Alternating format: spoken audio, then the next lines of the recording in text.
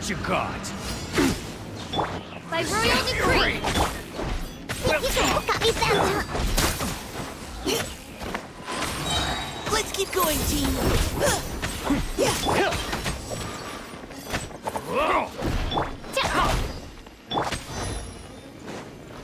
Dodge this!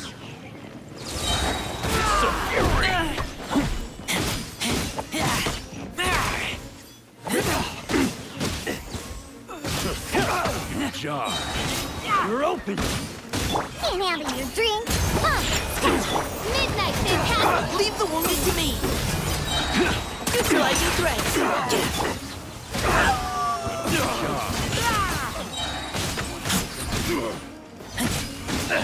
Want a taste of my hammer?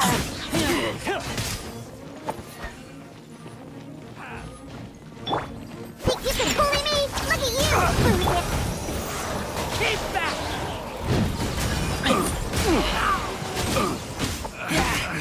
Should place my hammer.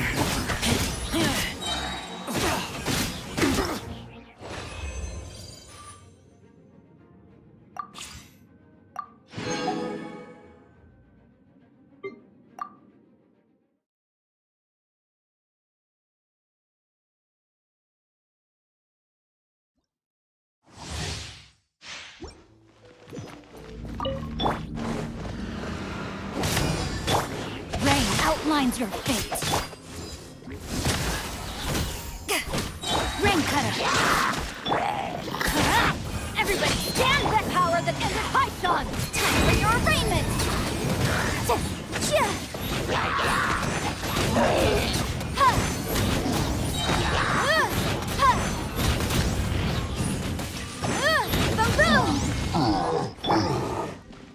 Let's light it up. Witness the power of Gugwa. Body and mind. Teamwork is dreamwork! Eyes on me! Incinerate!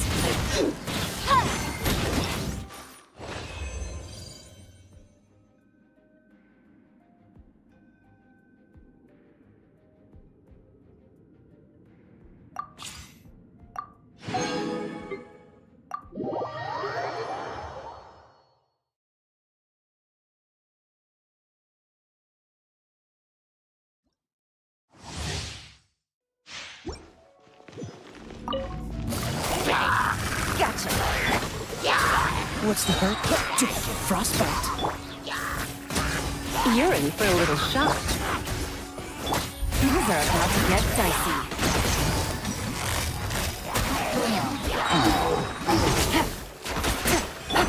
Try not to enjoy this too much. Come a little closer. This one will be frozen. Freeze!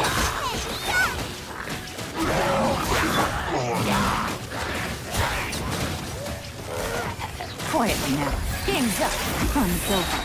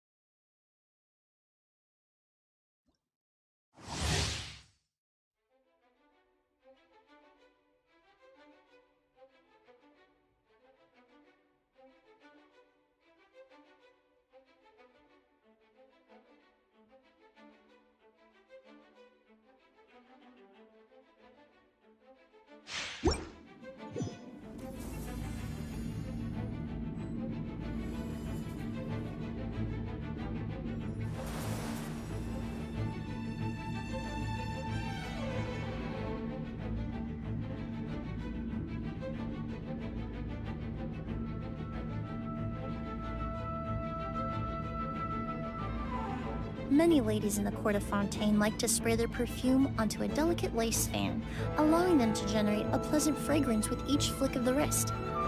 It's quite an ingenious method.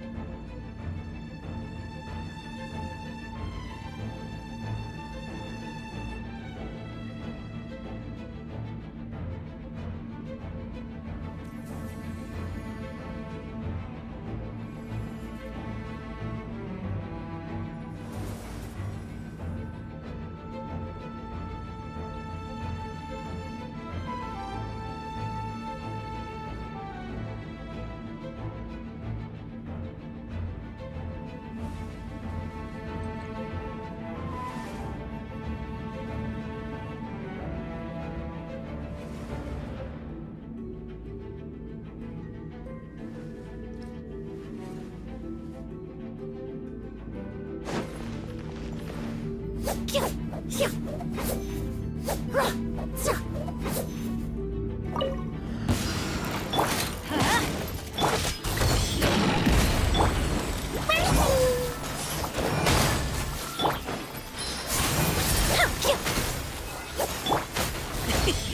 pal. Let's light it up! Everybody Let's stand go. back! The fairy. Excellent! This will brighten up the place. Neutralize!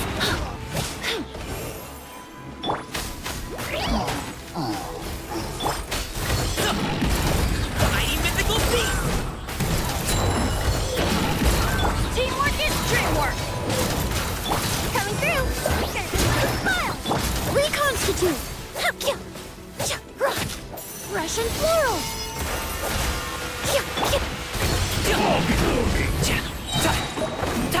Double cheap! You win!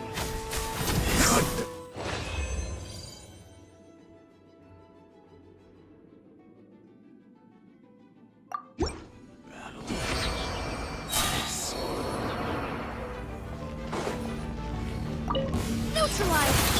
Everybody stand back! Up to it, Montai!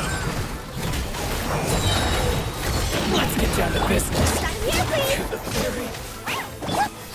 Extract! Cut. This will brighten up the place! Going in! Mighty mythical beast! Congratulations! That's that! Let's light it up! Teamwork is dreamwork! A little ambiance! You win! Cut down! Like this.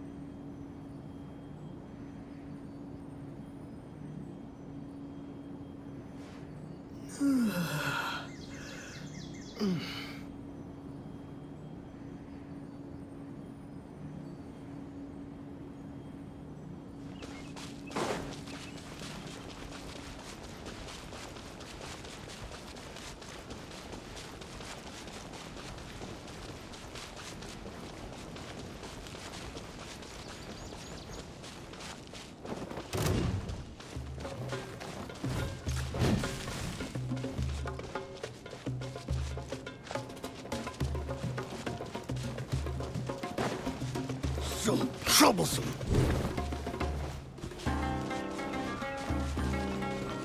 Time to go to work.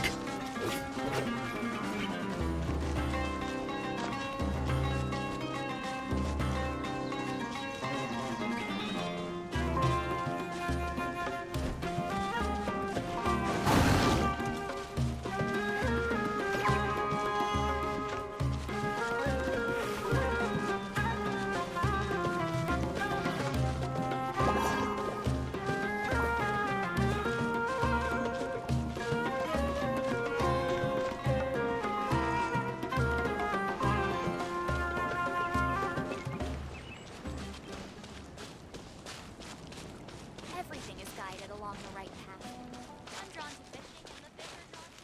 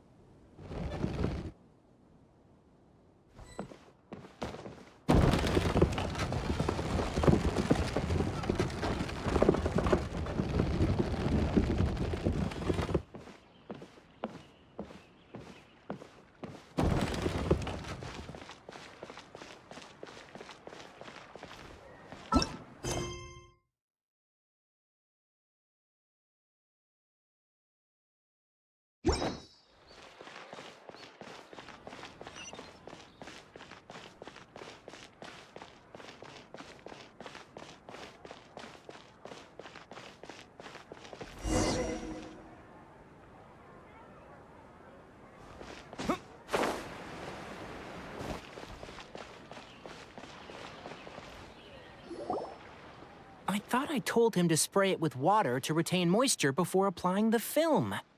You can't treat a glaze lily like a cactus. If Sanjay does this again, the loss will have to come out of his food expenses. I'll go talk to him. At this rate, he won't even be able to afford eating cacti for much longer. Hey, Tainari! Oh, it's you two. It's been a while. What brings you to Port Ormos?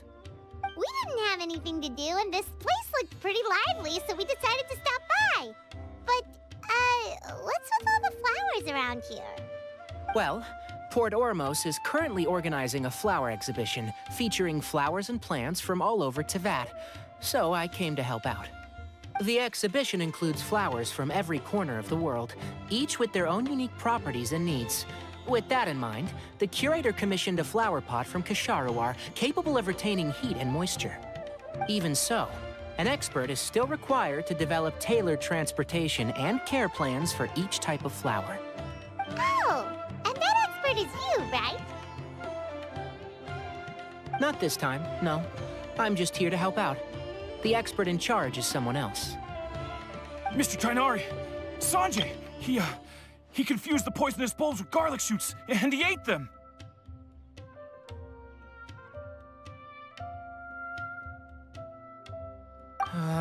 Never mind. Forget about what I said about the food expenses.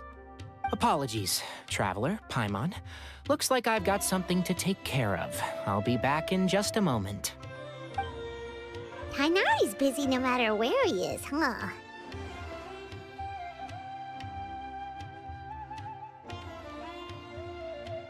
Yeah, seems like it. Some people just need supervision.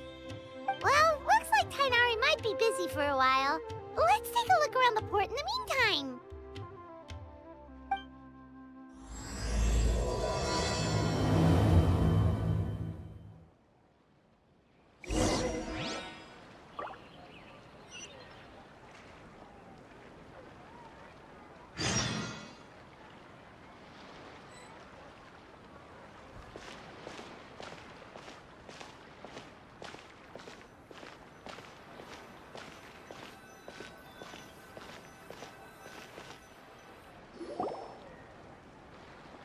Wow, look at these flowers! They smell so...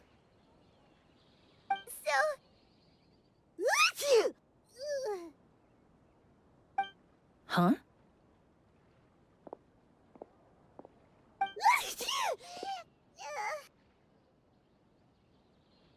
Paimon's... fine.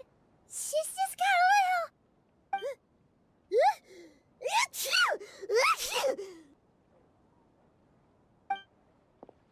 Rainbow roses, glaze lilies, and Cecilia's? No wonder.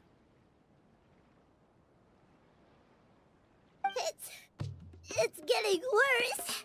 Why?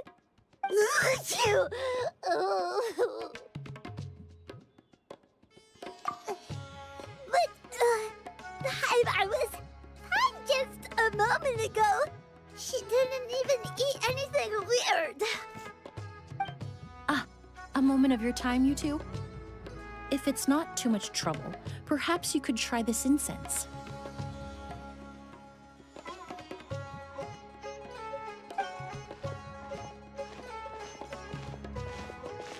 Incense? Oh, the scent is so nice! Wait! Whoa, that was fast! Paimon doesn't have to sneeze anymore! Think nothing of it. From your attire, I imagine you two aren't from Sumeru either. Seeing as we're both travelers from abroad, it's only right that we help each other out should the occasion arise. Oh, so you're here for the flower exhibition too? I suppose that's accurate. Oh, allow me to introduce myself. I'm Emilie, a perfumer from Fontaine. Paimon is Paimon! Thank you so much for your help just now. Oh, and this is... The Traveler, right? I've heard a lot about you from the Steambird. It's nice to finally put a face to the name.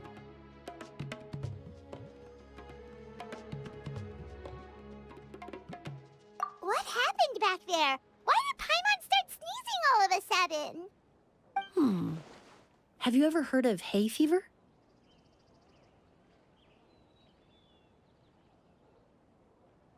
To put it simply, when inhaled, certain pollens can trigger abnormal physical reactions. But Paimon has seen these kinds of flowers before and nothing weird happened then. Well, we're all different. The factors that can trigger a reaction to certain stimuli vary by person. In isolation, the effects of certain pollens may seem minimal, but inhaling various types at once can trigger a more overt reaction. But there's no need to worry. Pollen allergies can be effectively mitigated with the use of medication. Oh, well, that's good. Traveler, Paimon, there you are. Is everything all right? I left in such a hurry, I forgot to warn you about all the pollen in the air.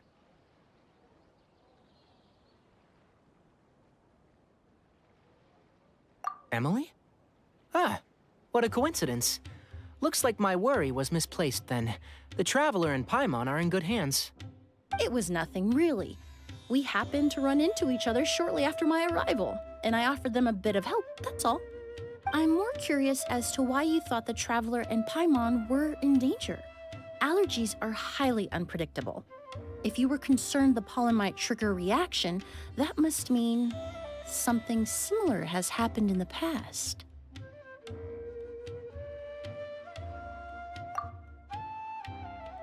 Remember the first time we met?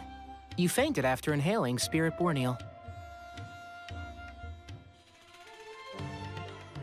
The Spirit Borneal didn't affect Paimon at all, and now she's the one suffering. It makes no sense.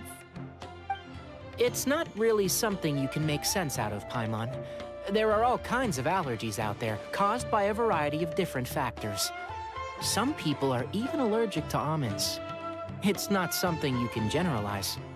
Exactly. I even encountered a case in Fontaine where someone had an allergic reaction to soba noodles their family brought back from Inazuma. Whoa. Good thing Paimon isn't allergic to anything delicious. In a manner of speaking, although you could say the patients I deal with are rather unusual. In addition to medicine, Emilie is also very knowledgeable about botany. She's taught me a lot about the native flora around Fontaine. And that's where my expertise ends, I'm afraid. When it comes to breadth of knowledge, Tighnari certainly comes out on top. A flower expert? Oh, Paimon's got it! You must be the expert Tighnari mentioned, the one in charge of the exhibition! Wrong again, I'm afraid. Well, I did come for the exhibition, but only to inquire about the Auguste variety. I'm not involved in any official capacity. Oh, Paimon was sure she got it right this time. It's a kind of flower that was once popular in Fontaine. The perfume made from it also bears the same name, Auguste. Auguste, huh? That's not a name you hear often nowadays. In an ancient language, the word is said to mean sacred or noble. It's sometimes used as a name for people as well. Ah, that reminds me. Are you familiar with a historical event in Fontaine known as Perfume Mania? Perfume Mania was an event that occurred in Fontaine nearly 20 years ago. It all started when several merchants released their own lines of high-end, expensive perfumes, marketing them as must-have luxury products, the very symbol of elegance itself. No one anticipated the absolute frenzy this would create on the market, causing the price of perfumes to skyrocket. The demand was twofold. What some saw as a status symbol, most saw as a money-making opportunity. You could take advantage of the soaring price by hoarding them and reselling at even higher margins. The value of these products became so inflated, regular bottles of perfume were even going for hundreds of thousands of mora. This resulted in countless disputes and scams. But at the end of the day, perfume is just perfume. The market value greatly exceeded the intrinsic worth of the product, creating an economic bubble that was never going to last. Luckily, the Palais Mermonia recognized the danger and intervened before the craze could truly spread. Many profiteers and scammers were thrown in jail as a result. In the end, only a few wealthy families were affected when the bubble popped. What does all this have to do with that Auguste you mentioned earlier? Well, during the craze, the most popular perfume was none other than Auguste. The demand far exceeded the supply, to the point where it once sold for 10 million mora a bottle.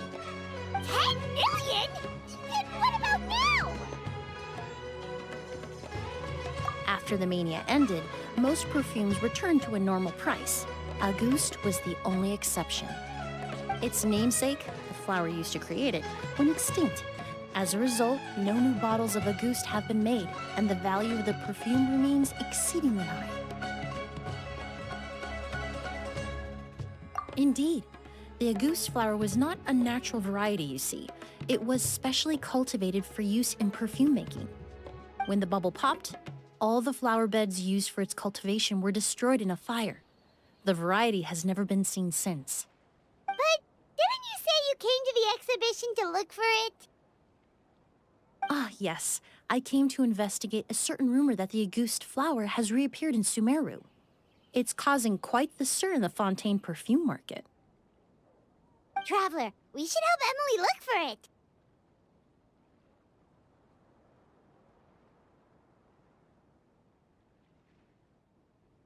I have to agree.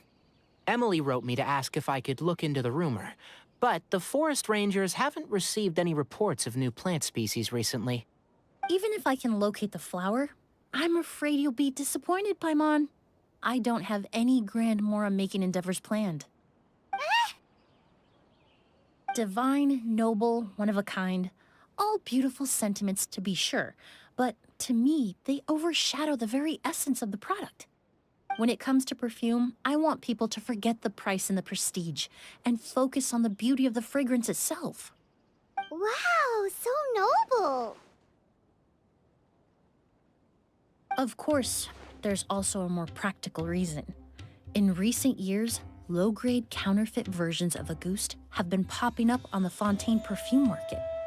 Every so often, someone will claim to have recreated the unique scent of Auguste, and the rumor mill will start comparing the counterfeits to my own work. Okay, that's more like the reason Paimon had in mind. Ever since that rumor started, 3 new perfumes claiming to be made from the Auguste flower have appeared on the market. If I can dispel the fanaticism surrounding Auguste, even just by proving the rumor to be false, Fontaine's perfume market can finally start to get back to normal. Then I'll be free from all the stories and added meaning and just focus on making what I like. That makes sense.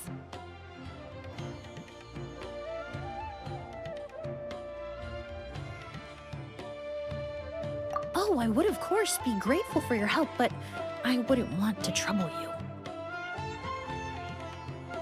Well, you said it yourself. We're both travelers from abroad, so it's only right that we help each other out. Ha! I suppose you're right. Then you have my thanks. Based on the information I have so far, it's unclear if the rumor is true. Mr. Edgar also thinks it's too early to say, but you could always go talk to him. He was there all those years ago, after all. Maybe he'll know something. Ah, I was just about to pay him a visit at the hotel. Edgar? Who's that? The person you've been trying to guess this whole time. The flower expert in charge of the exhibition. He's also the most respected and experienced perfumer in the area. Back when he was still working in Fontaine, Auguste was his creation. I should also mention, he was my teacher, the one who taught me the basics of perfumery when I apprenticed in Sumeru. So this guy was a famous perfumer in Fontaine, but then he came to Sumeru to teach people from Fontaine? It sounds confusing. It's a long story. If you're interested, we can talk more about it when we see him. He should be staying near the hotel.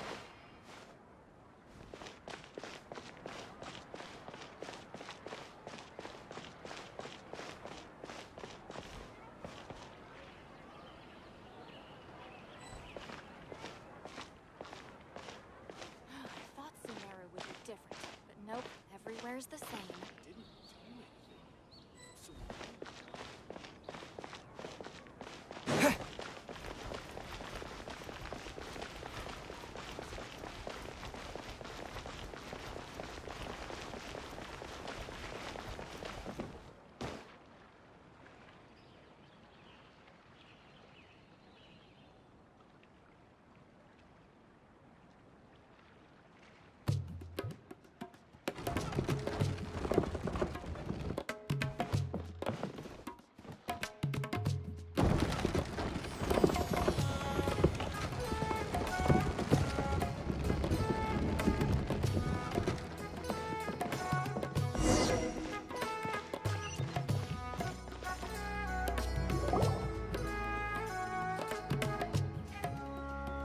Oh, look at all the flowers!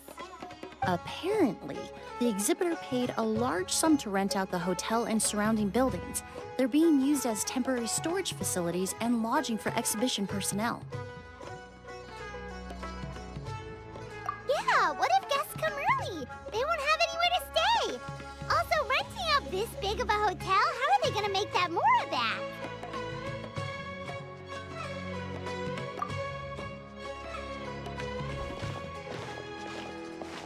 It's been so long, I almost didn't recognize you, Edgar. Well, you and your brother haven't changed a bit. Oh, yeah, all this catching up is nice and all, but let's get down to business. We need to talk about Kirara. Is he... Hold on, we have guests. It's nice to see you again, Master. Emily? Is that you? Oh, it's been years. Look at you. You're all grown up. I've heard you've become quite the famous perfumer in Fontaine. It would seem the student has surpassed the master. Oh, well, it's all thanks to your mentorship. Ah, hardly. I taught you the basics. Hearing you call me master, well, I'm not sure I'm deserving of that title. I've taught many students here in Sumeru over the years, but I've yet to see one turn out quite as accomplished as you. You're the only one who can take credit for that success. And who are these two? I don't recall you mentioning them in your letter. Ah, they're my new friends, the Traveler and Paimon. Emily's friends. Well then, the pleasure is all mine. And these two gentlemen? Are they friends of yours, Master? Of course! We're perfume merchants from Fontaine. I'm Oud, and this here is my younger brother, Blaze. Edgar and the two of us are old friends. Isn't that right, gentlemen? Yes. Merchant brothers? You must be here to look for the August flower, then. Huh? Well, what respectable perfume merchant hasn't heard of a Auguste? Anyone in the business would be interested in the rumors.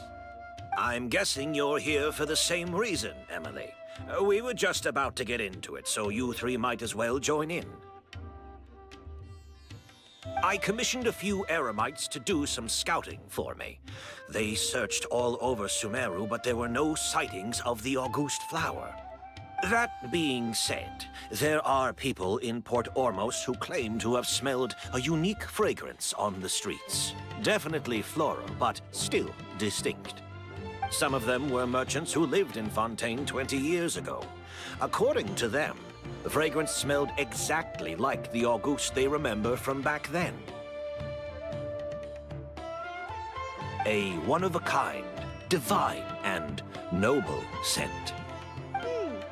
Maybe someone around here just happens to have a bottle of August from back then. No, I don't think so. I doubt that's the case. Even if someone had a bottle that was never opened, the fragrance of the perfume would have changed over time. Very few perfumes can go decades without a change in scent. Auguste is even more prone to that kind of shift. Only a few bottles still exist in Fontaine, and their scent would have completely degraded by now. Although, could there be a flower out there with a similar fragrance? Or in accord with the same bass notes? Impossible! If Auguste were that easy to replicate, it would never have sold for such a high price all those years ago. The Auguste flower is back. It has to be. Technically speaking, the scent wouldn't be impossible to imitate. Well, let's table that question for now. Edgar, did any of those people mention where the scent was coming from? No. By the time they realized they had smelled something, the scent was already gone. If I hadn't asked about it, they probably wouldn't have given the experience a second thought. Compared to things we see and hear, smells can be much easier to overlook. It almost sounds like someone wearing the Auguste fragrance passed them on the street. Wait, are you saying... Just thinking out loud. Don't pay me any mind. We don't have much to go off of right now, but we can't rule out that possibility. I'll send some more people to investigate. You all traveled so far to be here. Why don't you rest in the hotel for a bit? Oud, Blaze, this is the key to your room. Ooh, you've got the keys to the rooms? Do we get free lodging too? My apologies. All the rooms in the hotel are accounted for, I'm afraid. Most are being used for storage ahead of the exhibition, you see. I managed to tidy up one of the rooms for these two at the last minute, but by the time Emilie wrote to me, there was no more space left for her to stay. Oh, and we just showed up out of the blue. Guess that means there's definitely no space for us. I should have been more considerate. Here I am with an entire hotel at my disposal and no place to offer you to stay, even after you made the trip all the way to Sumeru. Don't worry, Master. I can sleep on the boat tonight, or I could even camp in the wild. It would give me the opportunity to collect some plant specimens while I'm here in Sumeru.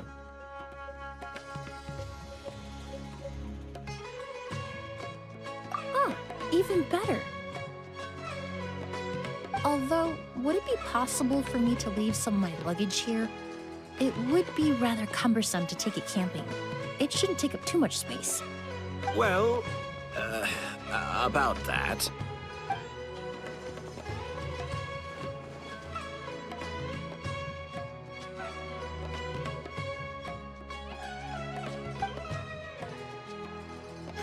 Of course, no trouble at all. My brother and I will keep an eye on them for you, as long as you don't mind, mademoiselle. All right, then. Oud, why don't you take Emilie inside and find a suitable place for her luggage? I'll prepare some refreshments and join you in a bit.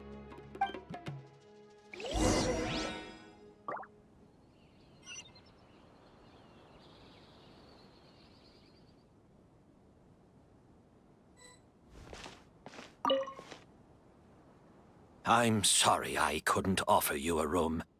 It's all right, Master. I know it was sudden. I'll be sure to make it up to you with a nice cup of tea.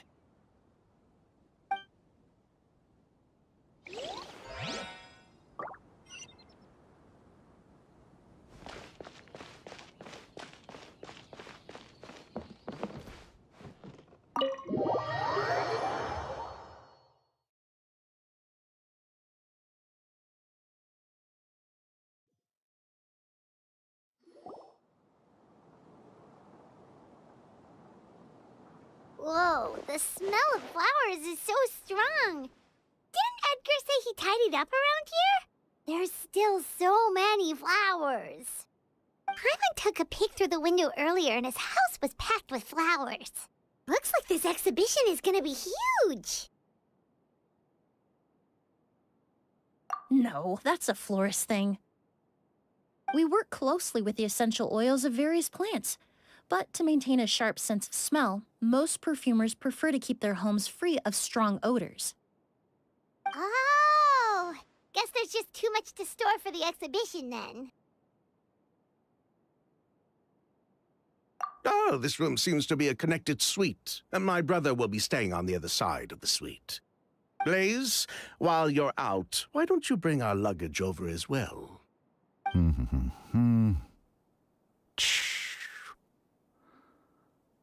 Dun, dun, dun, dun,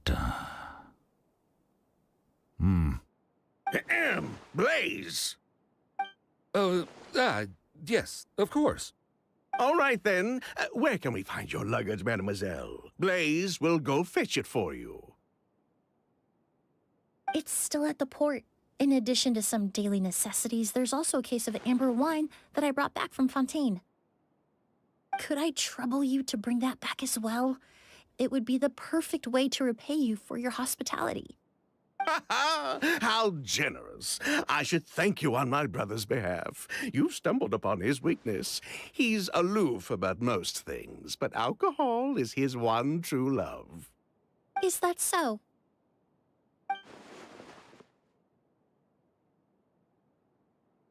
Mr. Ood, Mr. Blaze, thanks for... Hey! What are you doing? That's Master's voice.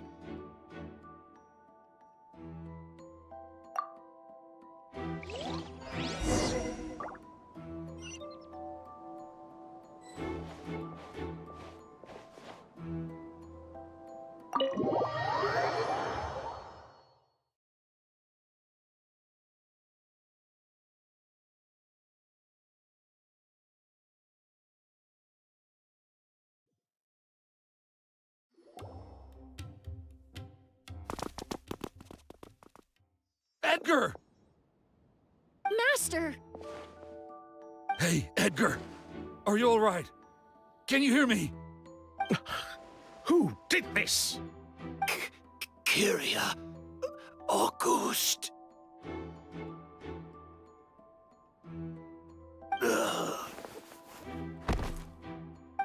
Kirara.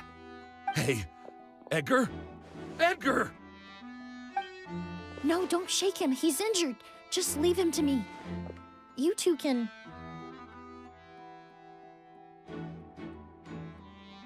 Oh, thank you.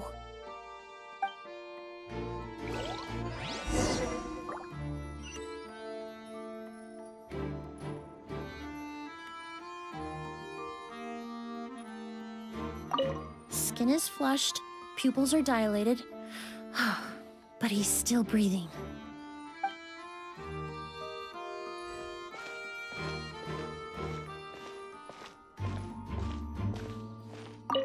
I checked. It doesn't look like anyone passed through here. Oh, but that's impossible. It's not like that kid can just grow some wings and fly away. Oh, the culprit, I mean. It's not like the culprit could have just disappeared into thin air.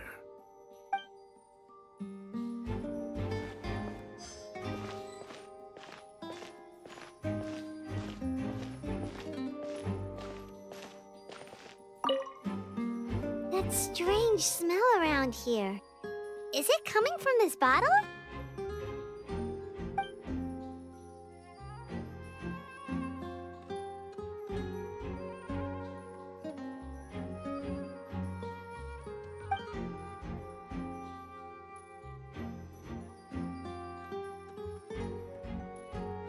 Oh, really?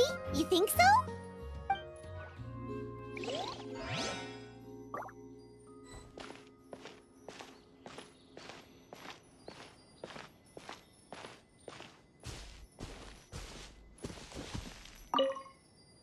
Do you think whoever did this was hiding in the flowers before they attacked Edgar?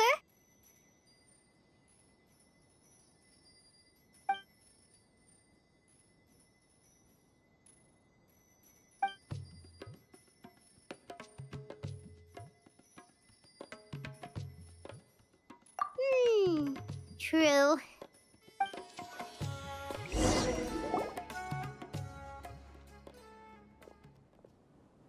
Well, we looked all over, but the only clue we found was that bottle.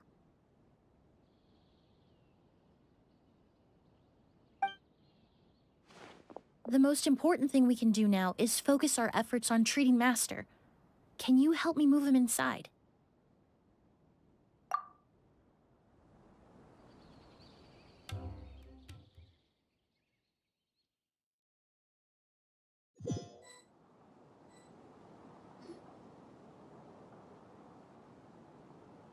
So, how's he doing? When I administered emergency treatment, I discovered a residue in his nose and mouth. Master was most likely forced to ingest a certain liquid. He's still unconscious, and inducing vomiting could obstruct his airways. We'll have to look into other clues for now. Ah, yes. The scent is the same, but the chemical composition is still unclear. We'll have to do further tests to determine if it's the same liquid, and how toxic it is to the human body. But first, I do believe there are two people who could shed some light on the situation. Mr. Sylvain, Mr. Lucien. Wait, you know... Hey! Were you talking to us, mademoiselle? I'm afraid we'd never heard of those names before.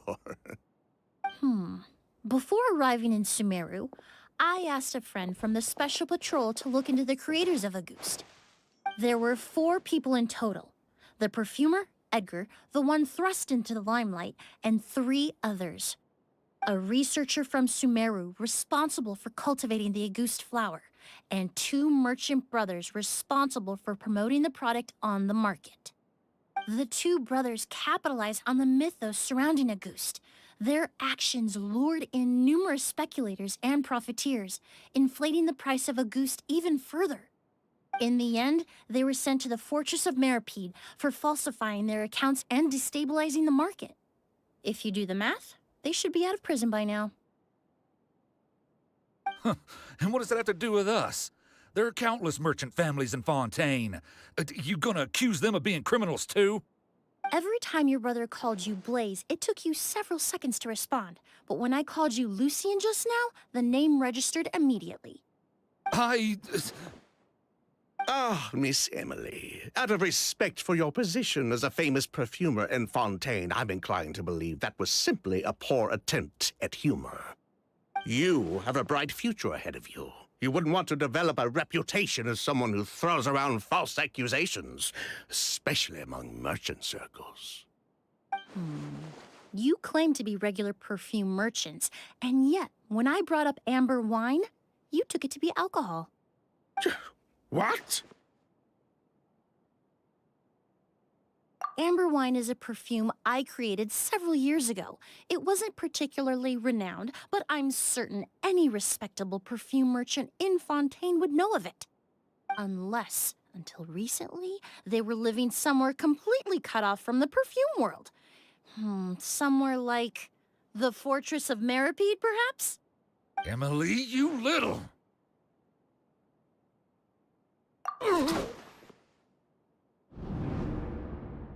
Don't misunderstand, Mr. Sylvain. I don't bring this up to criticize you. No matter what happened all those years ago, the court has already passed its judgment. But Master's life is in danger. We need to learn whatever we can about the person who has done this. If Master's attack had something to do with Auguste, I would imagine the 2 of you might also be in danger. So I'd like to trouble you for some information, if I may. Tell me about Kyria. Fine, as you wish. Sylvain! Lucien, if this will help us find Kyria, then it will be all worth it. Besides, we've already told most of the stuff to the Maison Orderly anyway. You were right, Miss Emilie. There were 4 of us at the beginning. Myself, Lucien, Edgar, and the researcher from Sumeru in charge of flower cultivation, Vijava. Sometime down the road, the Marechaussee Phantom came knocking, saddled us with a list of accusations, and started looking into our books. They did their meddling, and my brother Edgar and I were forced to serve time in the fortress as a result. Sounds like he's still upset about that. Wait, then how did Edgar end up in Sumeru? Master was convicted as an accomplice, so he only had to serve a few years. He decided to move to Sumeru so that he could put those events behind him. Still, Master was depressed for a long time after that. He stopped making new perfumes and focused on introducing students to the craft instead. That's how I met him. My parents had to relocate to Sumeru for work when I was a child, so I had the chance to study under him for a little while. But we can talk about that some other time. I want to hear more about this researcher, Vijava. Like us, Vijava was also staring down an investigation from the Marechaussee Phantom. But before the Phantom showed up at her door, she set all the flower beds on fire, along with much of the mora we managed to earn. All the Auguste flowers, everything we worked to create, was reduced to nothing but a pile of ash. But destroying all that evidence, wouldn't that make things worse for her? It didn't matter at that point, because she died in the fire as well. What? Sounds like you did an investigation of your own. Why even ask us if you knew all of this already? The name wasn't mentioned in any of the files I reviewed either, but you two seem quite familiar with him.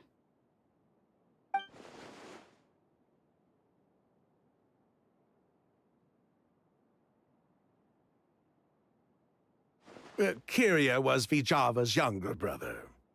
He was just a clueless kid back then. Somewhere in his teens, I think. He helped his sister with her work sometimes, but that was pretty much it. He didn't have any idea what we were doing. Vijava kept him close most of the time. The three of us were probably the only ones who even knew she had a brother. After our operation was compromised, he disappeared. There were no signs of him until recently, when people started saying the August flower had reappeared in Sumeru. So, you think Kiria took something with him back then? Something that allowed him to reproduce the August flower? Vijava doted on the kid like you wouldn't believe. She even told us to give her cut to her brother if anything happened to her. If she left something behind before she died, believe me, Kiria's the one that has it. And judging by the liquid in that bottle, the August flower wasn't the only thing he reproduced. He managed to replicate the perfume itself. So the liquid Edgar was forced to ingest really was August. Wait, does that mean August is poison? Poison? No. Of course not. No perfume is meant to be ingested. Even small amounts can be dangerous, let alone ingesting a whole bottle at once. If August could be considered a poison, we wouldn't have even sold half a bottle back then. Edgar fell unconscious because Kiria forced him to drink perfume. It just happened to be August.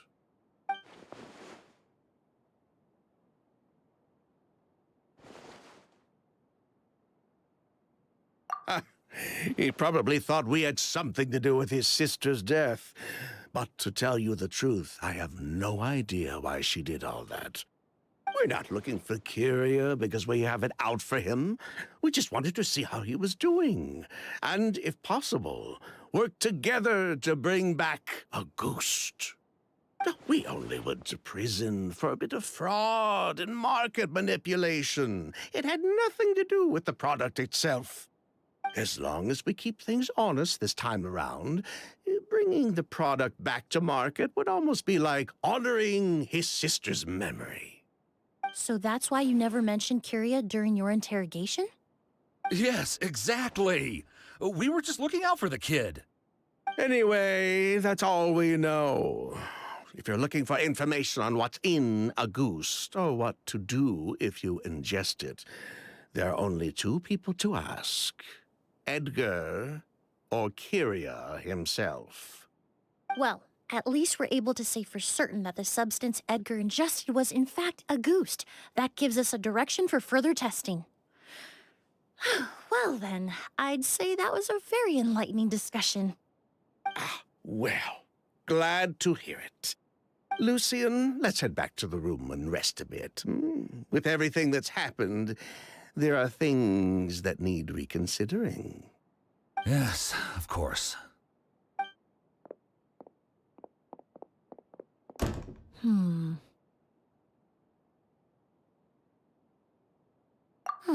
You think so too? That does seem to be the case. Pity we don't have more evidence. But based on Sylvain's tone of voice just now, I suspect further questioning will only result in more made-up answers. The way you exposed them like that, just based on a hunch, that was genius! Oh, right! Earlier you said you were only sort of a doctor, and that your patients were unusual. Oh yes, that's because most of the patients I encounter are already dead. So you're a forensic doctor? Close. I'm actually a forensic cleaner. Once the forensic team and the Marechaussee Phantom are done collecting evidence from the scene, I'm in charge of clearing away the final traces my patients leave on the world. In fact, with just a small alteration to the formula, the same tincture used as the base of perfume can also be made into a cleaning agent. Basically, there are two sides to forensics. Those who collect evidence to expose the truth, and those who clean up the smells, bloodstains, and other substances left behind at the scene. I've learned a lot in my line of work, and I've witnessed a lot of death. But this time, we may still save the patient. Actually, Traveler, could I trouble you to report back to Tighnari and the officers at Port Ormos? We should update them on the situation. I'll stay here and continue to look after Master. Now that we have a sample of Auguste, I'm hoping further analysis won't be too difficult.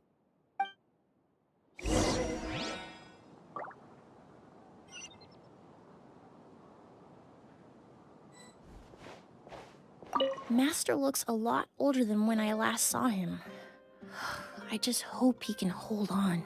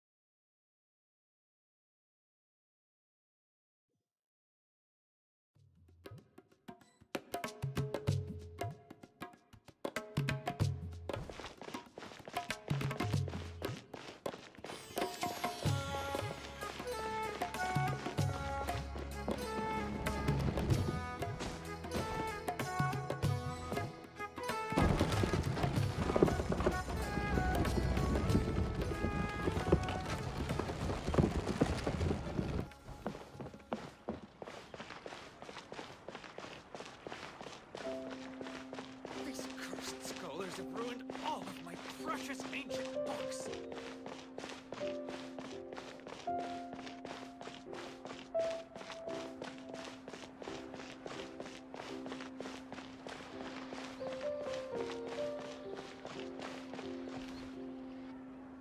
Whoa, why the rush? Did something happen? What? Edgar was attacked? He's the most famous perfumer in the region. Someone who's helped countless people around Port Ormos. How could this happen? Sheriff, have you received any reports of a suspicious individual fleeing through the bazaar? No, but we've got eyes all over the area. I'm sure someone's seen Kirya. I'll start gathering my forces. We won't let him get away. What about you, Tighnari? Do you have a plan? I'm sure the sheriff can handle things over at the scene, and I doubt Emily needs my help looking after Mr. Edgar. But she said she's not a real doctor. Then she was far too modest. She may not be a doctor by trade, but she has a deeper understanding of human anatomy and pharmacology than most scholars from the Amorta Darshan. Not to mention the fact that Mr. Edgar's condition is related to perfume. Emily is certainly in the best position to help him. As for me, I'll head to the academia and see what I can learn about Vijava and Kirya. Oh, that's right! Vijava was supposed to be a scholar from Sumeru. Do you recognize the name? From Emily's letter, certainly, but that was the first time I'd heard of it. The academia produces a lot of scholars, and there are plenty of graduates who choose to pursue a career outside their darshan. I didn't have time to look into it earlier, but now it seems like Vijava's past could be critical to getting to the bottom of what happened to Mr. Edgar. I have friends in Sumeru City that can help me investigate. With any luck, we'll have news to share by tomorrow. I'll leave you and Emily to watch over things here in Port Ormos.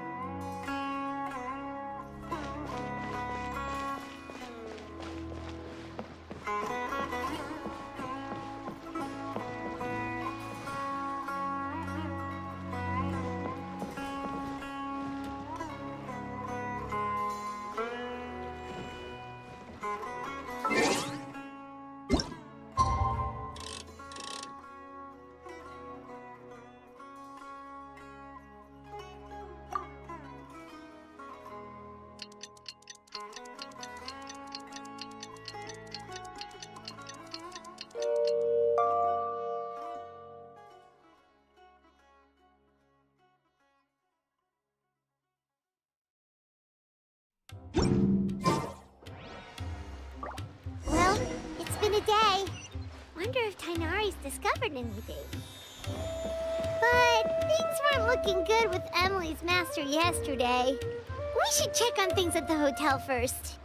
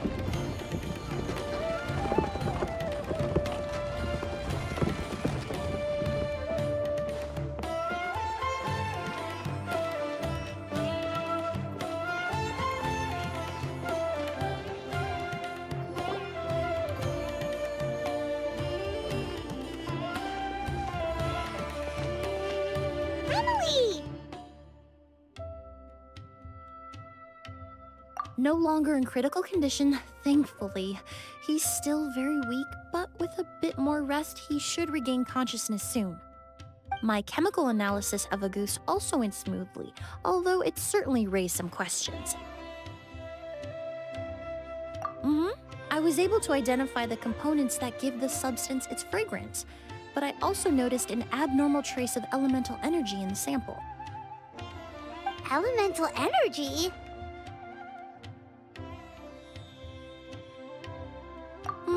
Hard to say. It was such a minute amount, proportionally speaking, like mixing a single drop of perfume into the ocean. I had to use one of the newest tests developed in recent years to even detect the traces present in the sample. Unless you were abnormally sensitive to elemental energy, I doubt it would have any effect, even if you use the product every day for 10 years. As for whether Master's condition was caused by the elemental energy present in the sample or some other component of the perfume, it's still too early to say. Oh, that reminds Paimon. Did Tainari come and find you? Maybe we could ask him to take a look. I received a message from him last night, but I haven't heard anything since. The message said he was looking into some information at the academia. Oh, Paimon thought he might have stopped by to see you first. Excuse me? Is Miss Emilie here?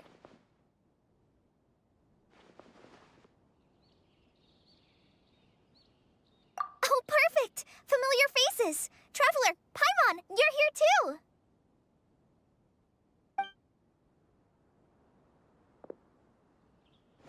Kale. Ah, of course. Tainari's apprentice. He's mentioned you many times. It's a pleasure to finally meet you. And please, no need for formalities. Emilie is just fine.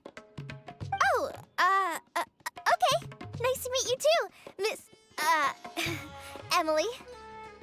Did Tainari send you here, Kale? Yep. Master and the others went through decades worth of records last night, and still haven't had a chance to rest. I'm fast on my feet, so it only made sense for me to come and give you an update. Anyway, based on what they've reviewed so far, they believe there's no indication that a researcher by the name of Vijava ever passed through the academia. Master considered that possibility as well, but the name wasn't the only dead end. Master tried to track down people with a similar research direction or background, but also couldn't find a match. How is that possible?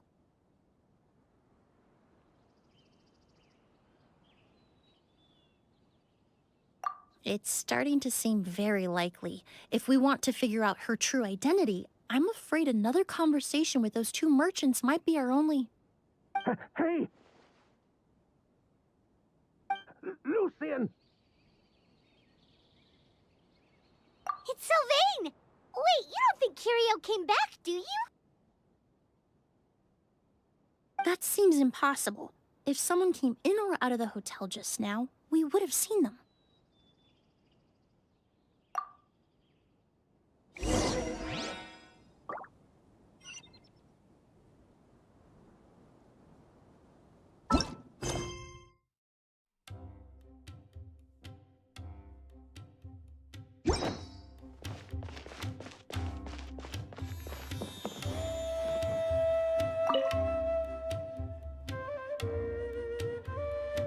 It's locked?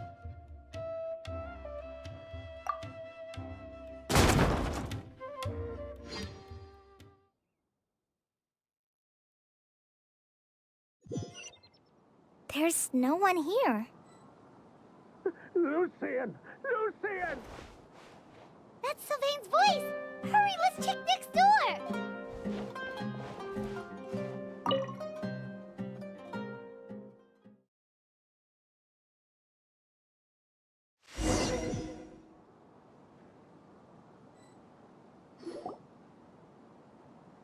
Lucian!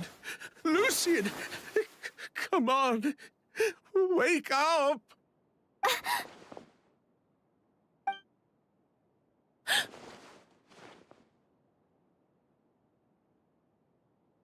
Emilie, Emilie, my brother, he's gonna be okay, right? He's just unconscious. Like what happened to Edgar? I'm sorry, Mr. Sylvain, but we were too late this time.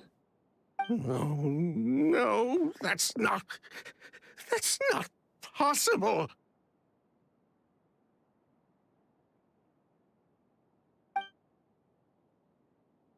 Traveler, Kale, Mr. Sylvain has gone through a huge shock. He needs some space to calm down. Could one of you take him next door? It's not good for him to look at his brother's body like this. Of course. Leave it to me. Thank you both.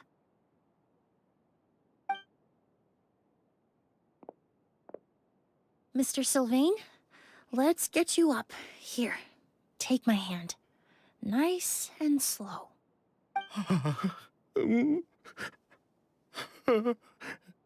We'll take things from here. Just focus on getting some rest. Here, this way.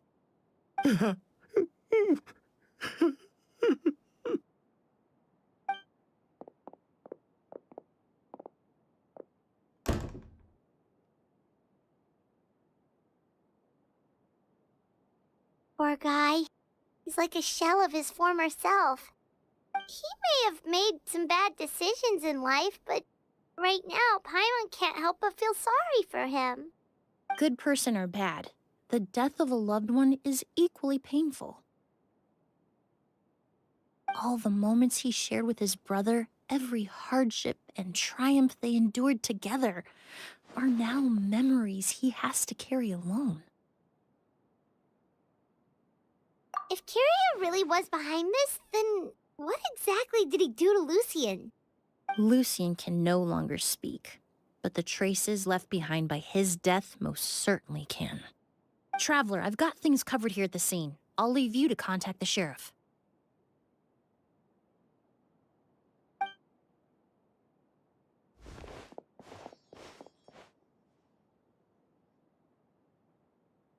Who would have thought?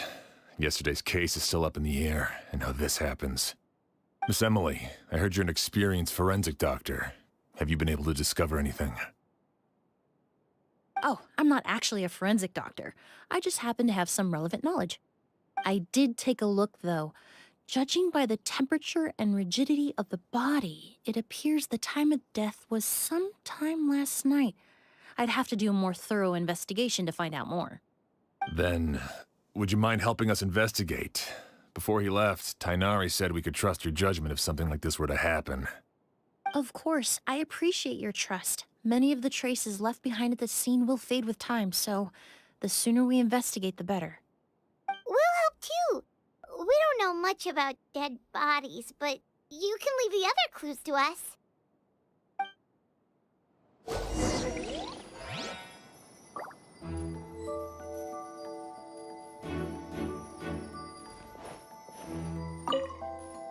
To tell you the truth, the exhibition has left us quite short-handed. We're lucky to have your help.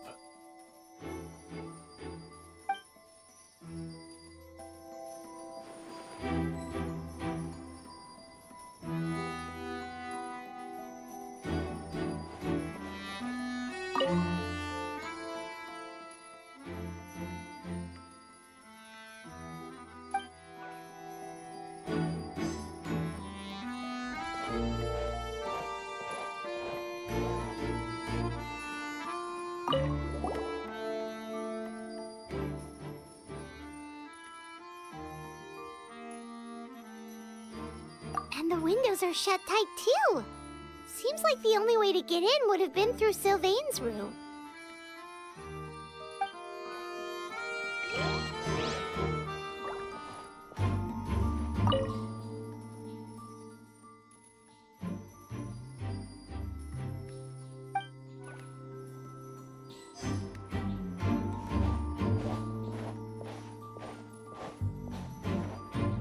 Pupils are dilated, skin is flushed.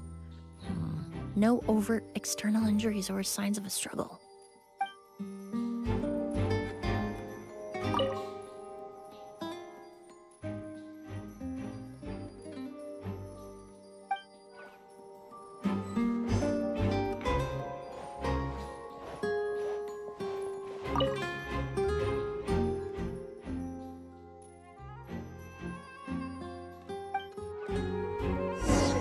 Well, looks like we've investigated as much as we can.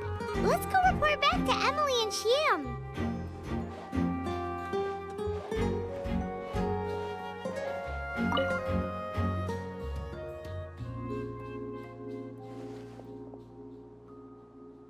So, did you find anything?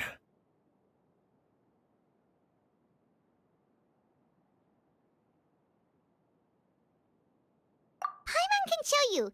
Here, it'd be something like this.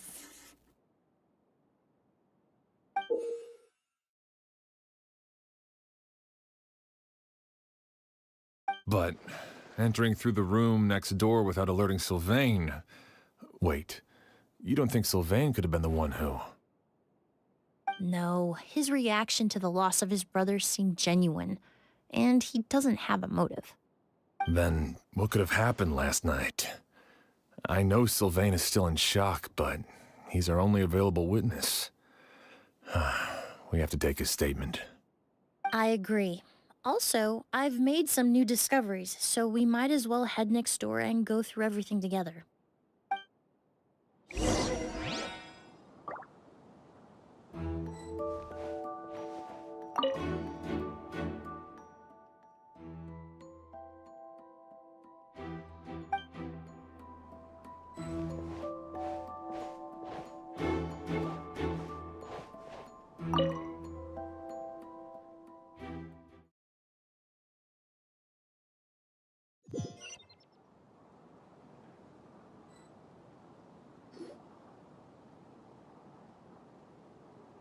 Mr. Sylvain, I need you to tell me everything you and your brother did since yesterday afternoon.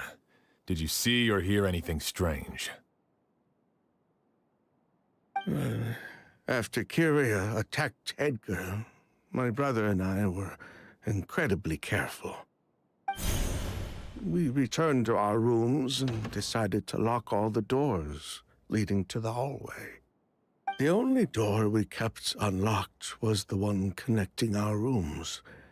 That way, if we heard any commotion coming from the other room, we could help each other. But I didn't hear any sort of commotion last night. Not a single noise. I woke up this morning, opened the door, and Lucian was... So, no movement from the room next door.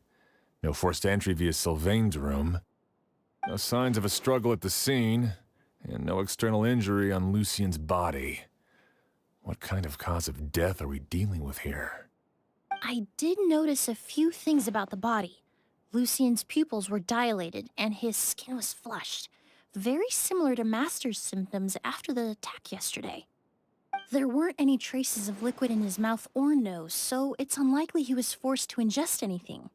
The more plausible explanation is that he inhaled a substance without knowing it, and I'd say that substance was likely a ghost. A goose? No, that's not possible. Inhaling a goose won't kill you. And anyway, it would have been for just one night.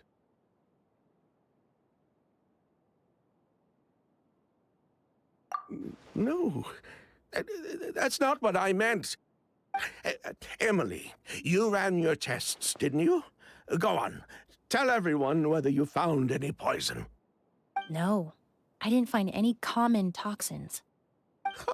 See? A ghost is harmless. The market response proved that years ago. That may be true for most people, but not for everyone.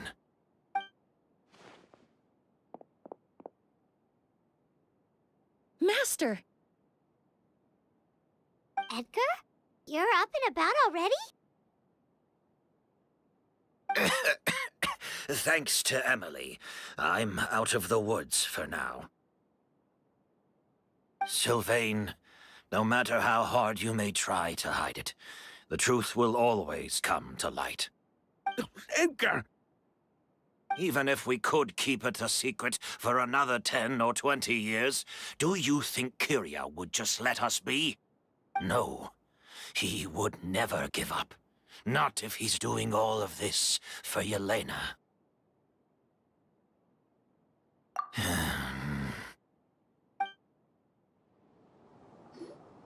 That's Vijava's real name. Yelena wasn't a scholar from Sumeru. She was an exiled Fatus from Snezhnaya. A Fatus? The Fatui. Well, that means the elemental energy present in Auguste was... Ah, so you've already detected it. Well, Sylvain, looks like there's truly no reason to hide things now. Oh. The Auguste flower was created with the mutative and distorting power of a delusion. A delusion? The Fatui, delusions... I never would have thought Auguste was hiding this many secrets. Born of a delusion, Auguste contained distorted elemental energy.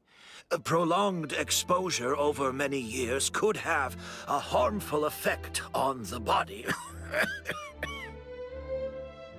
That's enough, Edgar. I'll take it from here. At first, Yelena wanted to keep refining the perfume and the flower, but no one knew how long the perfume mania was going to last back then. It didn't have any effect on ordinary people anyway. Every day we postponed going to market was another day of lost earning potential. So you decided poisoning people was worth the risk? Listen, it's not like it was good for business. But all that talk about Auguste being harmful over time, Yelena was just speculating. The impact was practically negligible. Unless you were particularly sensitive to elemental energy or had an entire bottle shoved down your throat like Edgar. You could use the product for decades and be completely fine. It may be true there are no records of Auguste poisoning in Fontaine.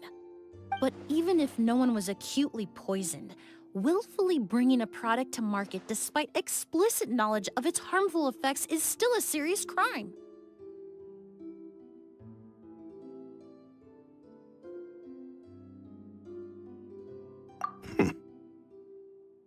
That explains why you were so intent on keeping Yelena and Kirara's involvement a secret all this time, despite readily confessing to all your financial crimes. The Fatui, delusions, Auguste. If the Marechaussee Phantom discovered the connection between the three, there would have been enough evidence to send you to the Fortress of Meripede for life. Ha! If I'd known coming to Sumeru would put a target on my back, I would have been more than happy to stay there. At least that way, Lucien would still be alive. All these years without any sign of Kirara, and he pops up out of nowhere the minute my brother and I get out of prison? It couldn't be any clearer who the kid's after. Auguste was harmless before. The fact that it's killing people all of a sudden must be his doing as well. So there's bad blood between you. What about Yelena's death? Was that a cover-up too? A way to destroy evidence? I'll admit, we thought about it at one point. We took care to disguise the products circulating on the market, and no one was questioning Yelena's fake identity. But If the Marechaussee Phantom decided to look into the flower beds, it would have been the end. Yelena's ties to the Fatui, the role of the delusion, everything would have been exposed. Before we could even put our plan in motion, Yelena beat us to it. She burned all her flower beds and threw herself into the fire as well. But if her goal was to destroy evidence, there would have been no reason to do that to herself. Yeah, she could have just burned the flower beds and fled with her brother. I thought about it for a long time, but it wasn't until just now that I finally understood her reasoning. Everything she did, it was for her brother, Kirara. One of the reasons they defected from the Fatui was the deterioration of Yelena's body due to her excessive use of a delusion. She didn't want her brother to follow in her footsteps after her death. After arriving in Fontaine, Yelena continued using the delusion to cultivate the Auguste flower, weakening her body even further. There were times when she couldn't even walk. So she couldn't flee with her brother because she was afraid of holding him back. If her true identity was exposed, she and her brother would face pressure from both Snezhnaya and Fontaine. The Auguste flower and Yelena's own corroded body both bore the mark of a delusion. There would have been no way to avoid suspicion. So, in the end, she burnt it all to ash, including herself. With all the evidence erased, Kirara was free to take the Mora and run. So the wealth you earned from Auguste, it wasn't destroyed in the fire. Yelena gave it to her brother? Most likely. Before Yelena died, she said if anything happened to her, she was going to leave everything to her brother. We just didn't realize she meant our cut as well. That's why Lucien and I were searching for Kirara, to take back our Mora and the Auguste flower. We just didn't realize Kirara was baiting us the whole time. It was all a trap. But why is Kirara out for revenge anyway? Doesn't he know about Yelena's decision to sacrifice herself? I don't think he knew his sister was nearing death. Yelena always wore heavy makeup around him to conceal her deteriorating appearance. She kept herself busy with work to keep out of sight. That way her brother wouldn't notice how she could barely walk. Then all we'll need to do is tell Kirara what really happened, and then he'll give up on his revenge. I'm not so sure. Even if he knew the truth, he'd still find someone to blame. He might think Yelena was forced into using a delusion to cultivate a Auguste, or something like that. It's hard to pull yourself out of that kind of hatred, especially when you've been living in that headspace for so many years. Very true. Even if Yelena's death was her own choice, I wouldn't call myself innocent either. Edgar, what are you talking about? Think about it, Sylvain. If we hadn't been in such a hurry to capitalize on the perfume mania all those years ago, do you think Yelena would have elected to take those risks?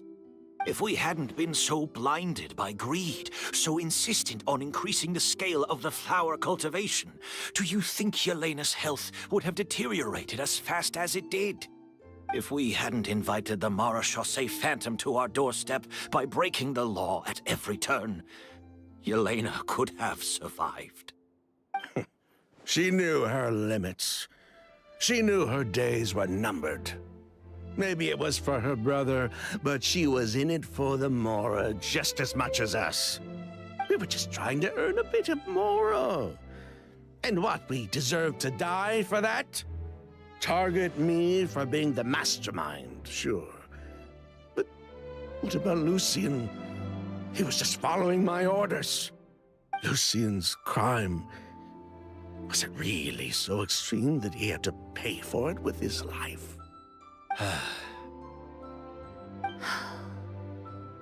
The only person that can answer that question is a judge.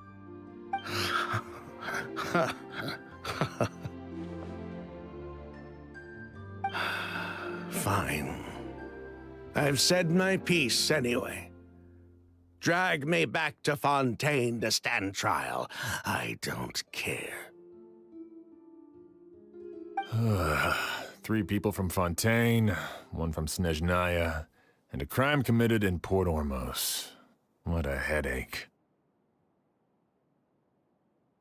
Well, we can only wait until the Academia sends someone to deal with it. I'm guessing we'll have to contact Fontaine as well. In any case, we won't really know anything until tomorrow. With the exhibition, we don't even have space in Port Ormos to detain anyone. Such a headache. The hotel could suffice. You could station a few officers to keep an eye on Sylvain and myself. Although with Sylvain's mental state and my physical one, I don't think you need to worry about a jailbreak. Mr. Edgar, are you saying... If Sylvain is to stand trial, then I deserve the same fate. A crime is a crime, accomplice or not. I'd just like to take care of a few things before I go. Say goodbye to my plants and all that. As for Sylvain, I'm sure he also has some goodbyes of his own.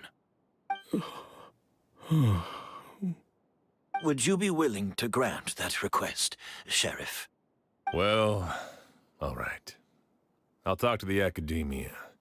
No matter who you were in Fontaine or what crimes you committed, the man we grew to know in Sumeru proved himself to be a good person. Your request is granted. You have my thanks, Sheriff.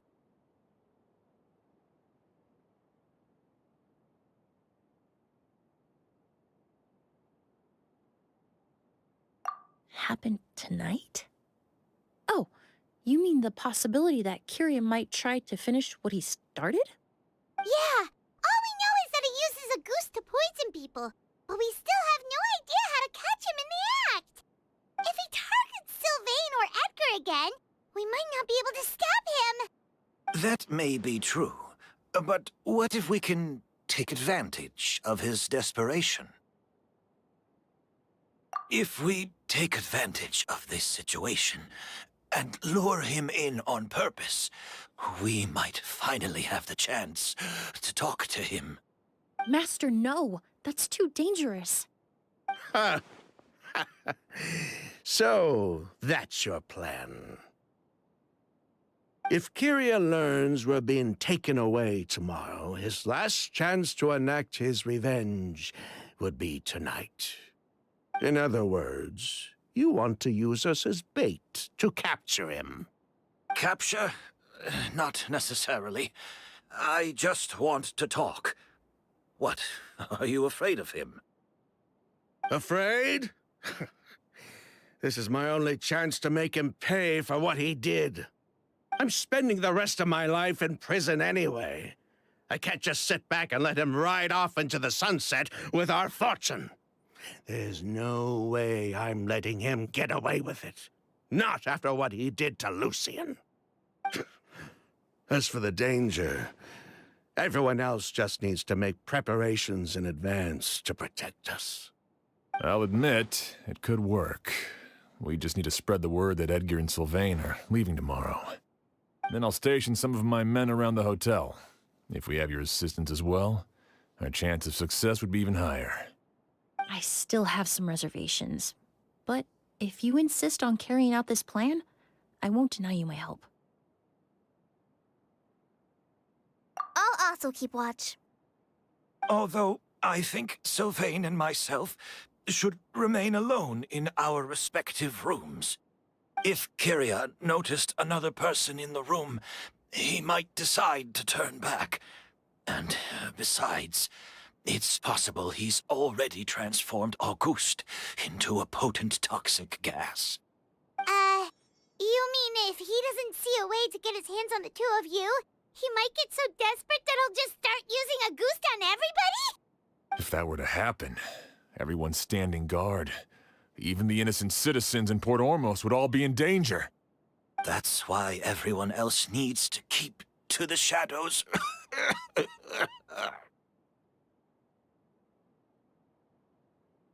You're still recovering. You need to rest. This old bag of bones doesn't bounce back like it used to. I suppose I'll just have to leave the rest to you. All right, we can figure out a plan to keep watch later. Right now, I say we split up, start spreading that information before it's too late.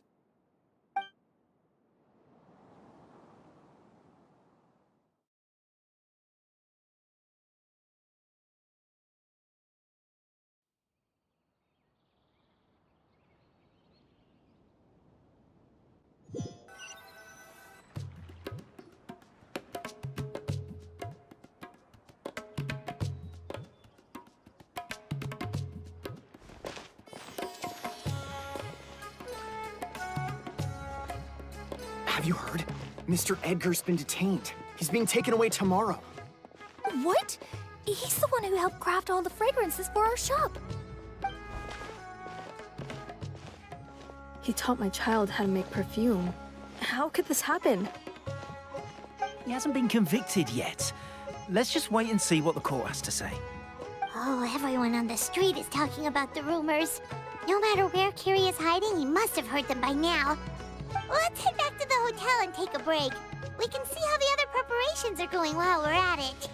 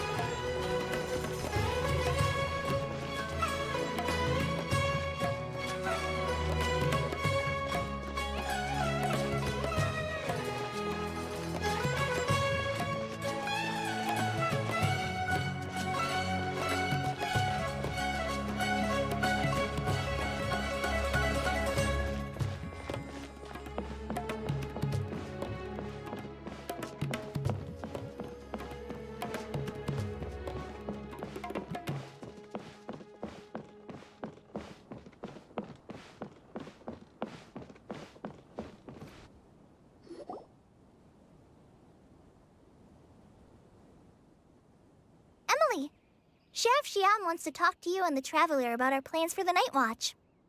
Thank you, Kale. But first, here. I prepared a kind of herbal tea that helps calm the spirit. Why don't you have some? Oh, that's very kind of you, but I'm okay. Oh, it's not good to be so tense, especially when we've got a long night ahead of us. I don't mean to put you on the spot, but I couldn't help but notice that something seems to be on your mind. Was it that obvious? You seem very preoccupied with Kiria's revenge. If there's anything you want to talk about, I'm happy to listen. Oh, Hey, Emily, Kale.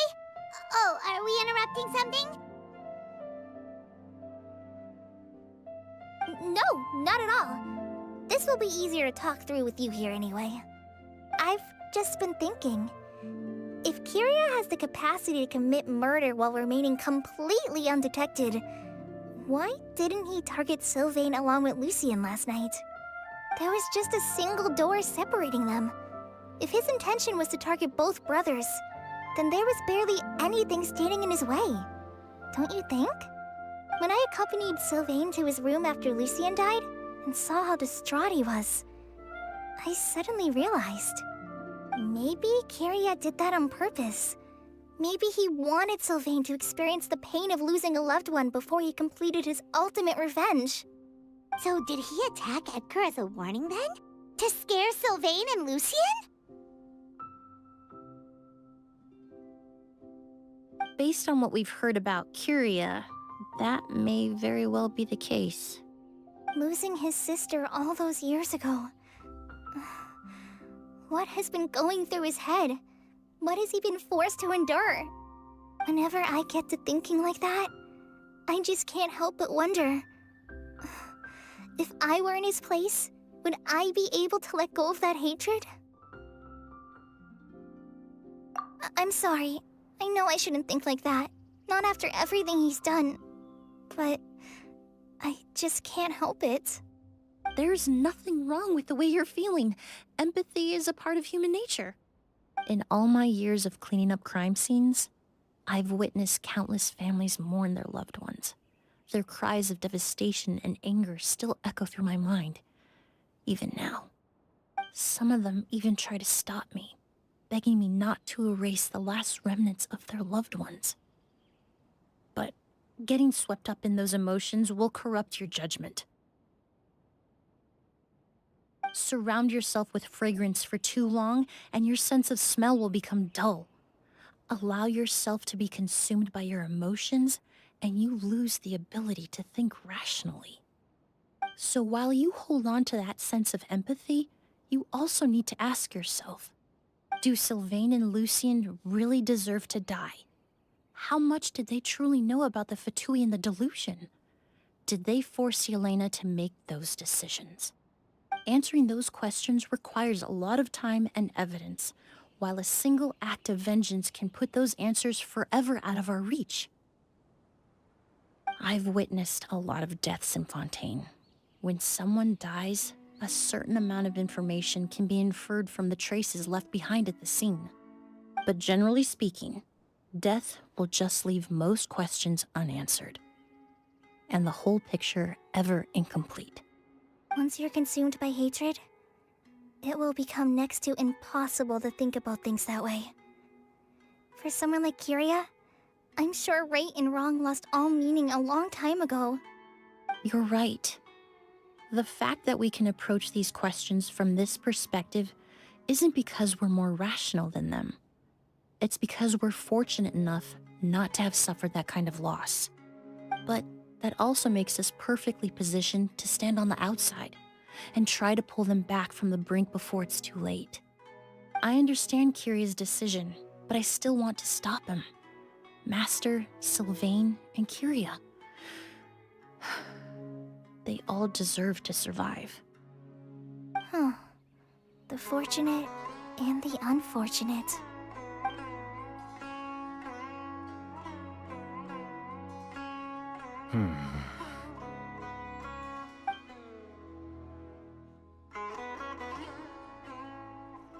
Emily, Traveler. Huh? Edgar, you're here too? Oh, it's you two! Didn't you head back to your room to rest, Edgar? Is it really okay for you to be out and about like this? A little exercise never hurt anyone. Besides, I don't have much time left in Sumeru. So I'd like to take care of my plants while I still can. We could do that for you, Master. No need. I've grown attached to these flowers, and this is my last chance to say goodbye. Come tomorrow. I'll be happy to entrust their care to you. I would imagine Sheriff Sham is here for a more important reason. The Night Watch! You mentioned earlier that we still need to confirm our plans. That's right. I've stationed some of my men around the surrounding area, but we still don't have anyone standing guard next to Sylvain's room.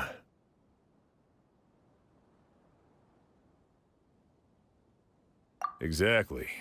After some discussion, we concluded that Sylvain has the highest risk of being attacked next. You're the most skilled fighter here, Traveler. And Emily's expertise is sure to come in handy in a pinch. That's why I want you two stationed next to Sylvain's room. So, are you up for it?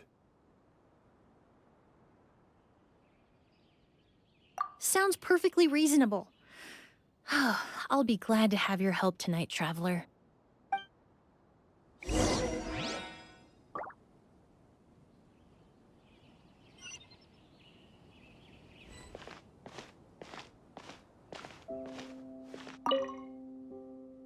My men and I will be stationed nearby to monitor the situation. A warning will be issued if any unusual activity is detected. I'll head into the mountains to keep an eye on everyone coming in and out of the area. Just leave the wilderness surveillance to the forest rangers.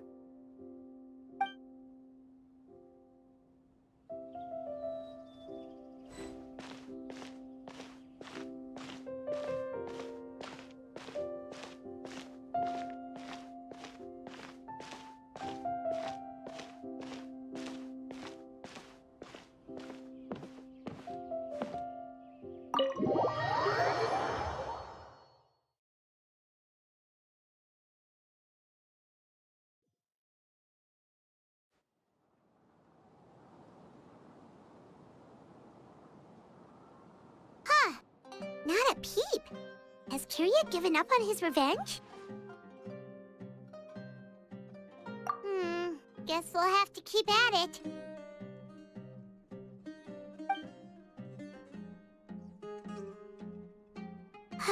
Still nothing unusual. Paimon took a peek into the room next door and Sylvain's already sleeping. Perhaps Kirya's true motive was simply forcing Sylvain to confess his crimes. No, that can't be right. If all he wanted was for Sylvain to be convicted for his true crimes, he could have tipped off the Marechaussee Phantom years ago.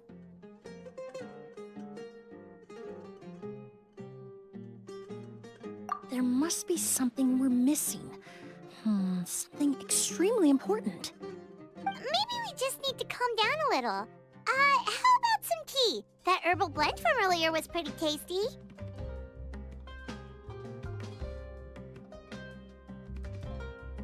You're right. Maybe we can look for a different distraction then, like looking at the flowers. Oh, there's a glaze lily here. Paimon didn't notice it earlier. Flowers, glaze lilies, incense. Oh no! Sylvain's room! Quick! Wait, what?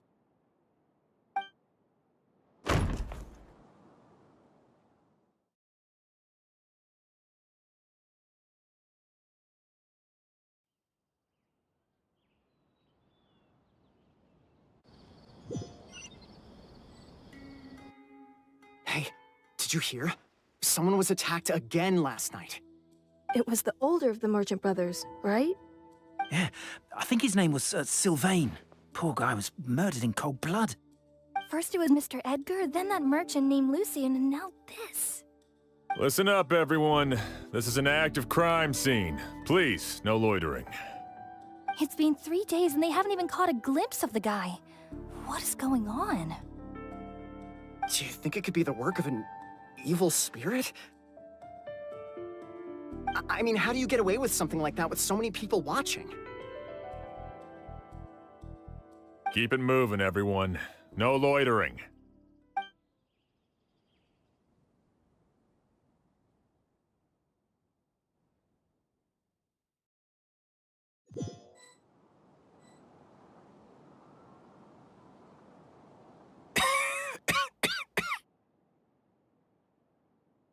I suppose I'm next. You don't know that. Kirya already attacked you once, and you survived. Perhaps he doesn't consider your crime to be worthy of death. You were the only reason I managed to survive, Emilie. I never did thank you for that, did I? Even if I wasn't there, Tainari was also in the vicinity. He would have been able to help. Is that so? I suppose I'm a very fortunate person then. I have exceptional students, caring friends, and the respect of my peers. If it is indeed my time to go, then I'll die without regrets. But Kirya has nothing. Yelena is gone. Now, his enemies are too. It really makes you wonder if there's even a reason to keep on living. If you really want an answer, I suppose you'll have to ask Kyria himself once we finally catch him. Well, I hope it all goes well. Emilie, there's something else I'd like to ask of you. With everything that's happened, holding the exhibition is off the table now.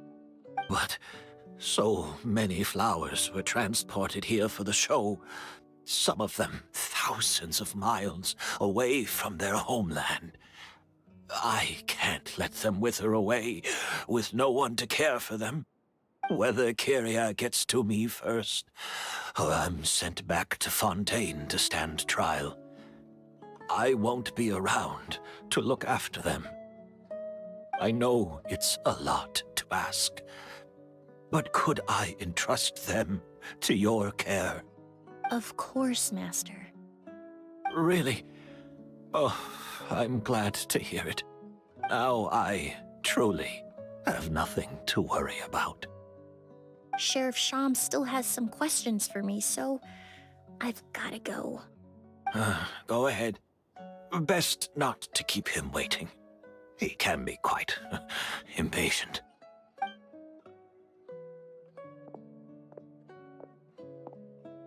I'm sorry, Master.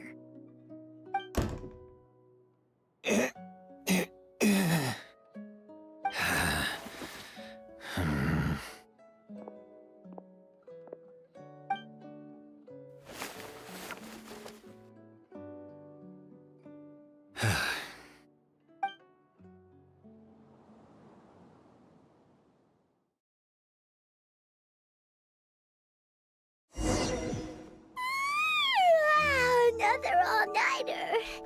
Paimon sure hopes Emily's plan will go well. Oh, but Holly still looks quite worried. Let's go talk to her.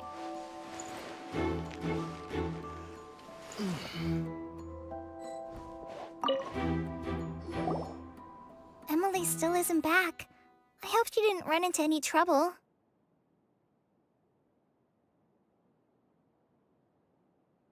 Yeah, that's true.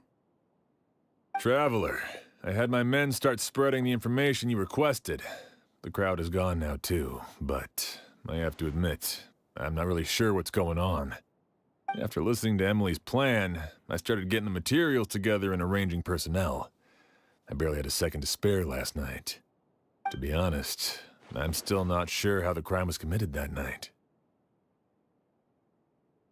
The key clue was right in front of us the entire time! Let's go! We'll show you where the culprit hid a goose.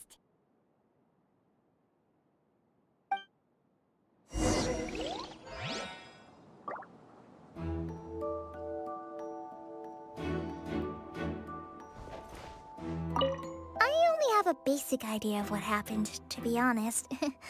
I haven't really worked out the details. Ah, so you're saying I'm the only one who's completely in the dark.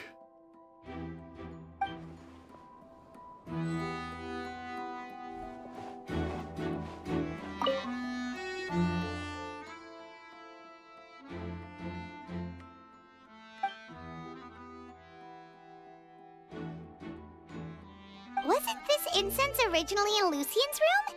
It must have been moved here before nightfall yesterday.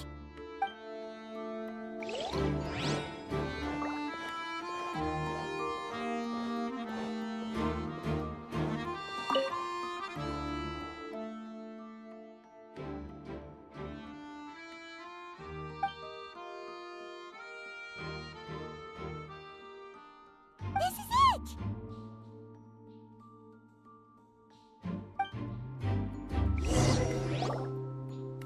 The glazed lily, huh? I think I've heard of it before. It's a flower from Liyue, right? Well, did you know it only blooms at night? Emily, you're back! Exactly as expected. A flower that only blooms at night. Ah, like the Nilou Emilie lotus. Exactly. Although the Nilou Lotus wouldn't be a good substitute in this scenario. When it's closed, the gaps between the petals are too large. That's why Kirara chose the glaze lily as his mechanism. He would start by preparing an Auguste sample.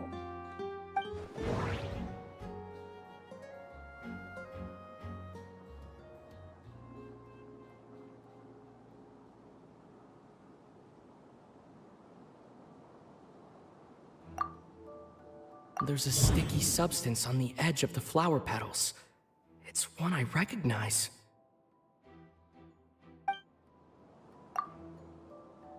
If poured into the flower pot, the liquid would seep into the soil. That might prevent the substance from taking effect.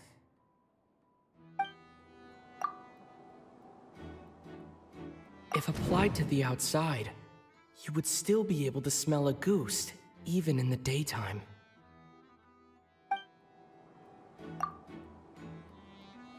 If you stick the petals together with slime condensate, then, in the daytime, the glaze lily would act almost like a hidden container.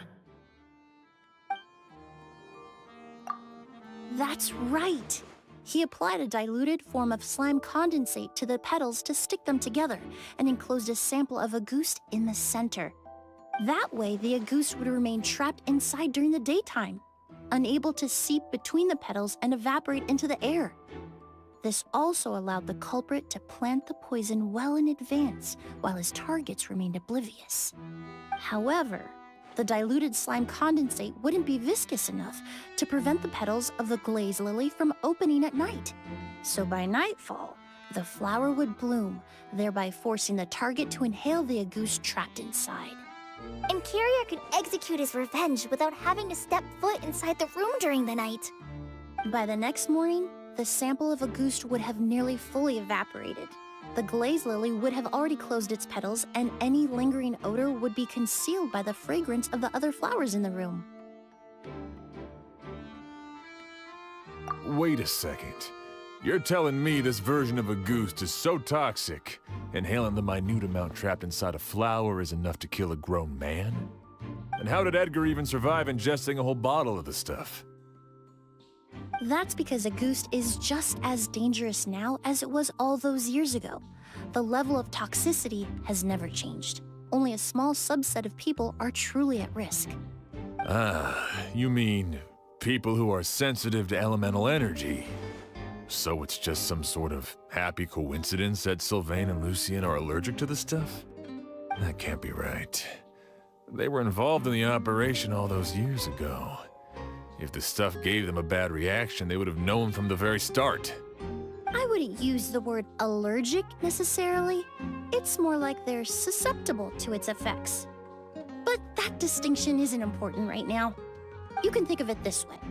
It's not that Sylvain and Lucien are innately sensitive to elemental energy, but that Kirara found a way to ensure that they would be.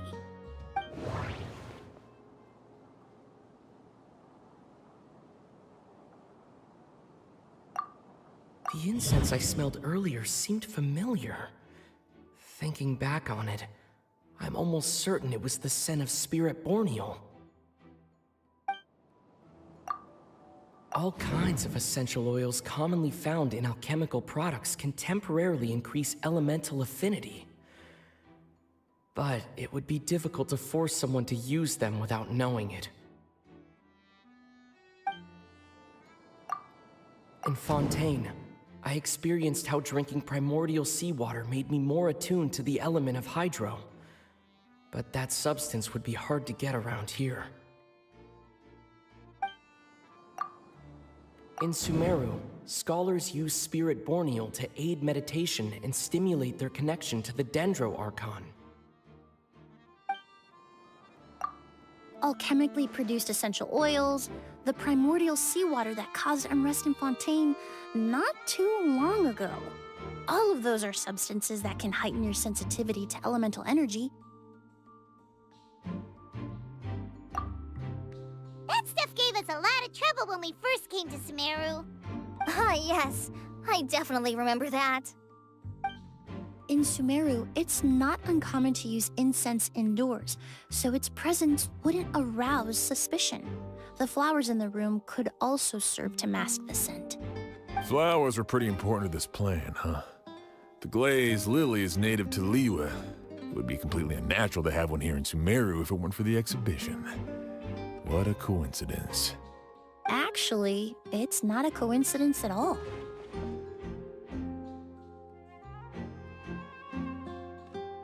No wonder he was willing to pay a small fortune to rent out the hotel. He probably used the mora Yelena left him, don't you think? That money was supposed to set him free. But in the end, it was just a tool for his revenge. There's a saying among forensic doctors in Fontaine.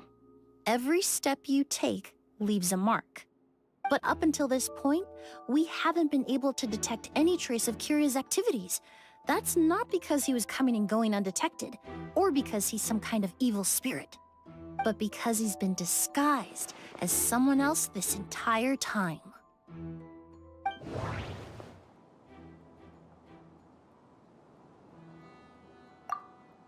The mora spent to rent out the hotel, the way the Auguste flower was cultivated, the method used to disguise his appearance. It all points to one person, the boy who inherited Yelena's legacy, her younger brother. Creating such an intricate mechanism out of a glaze lily, setting up the spirit borneal in advance, and arranging for Sylvain and Lucien to stay at the hotel. It all points to one person, the expert in charge of the entire exhibition.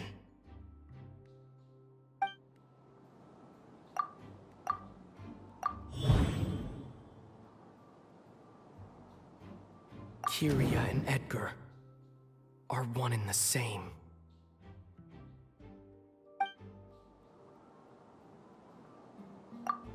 But Kiria was only in his teens back then. He wouldn't even be 40 years old by now. Edgar's lived here for so many years.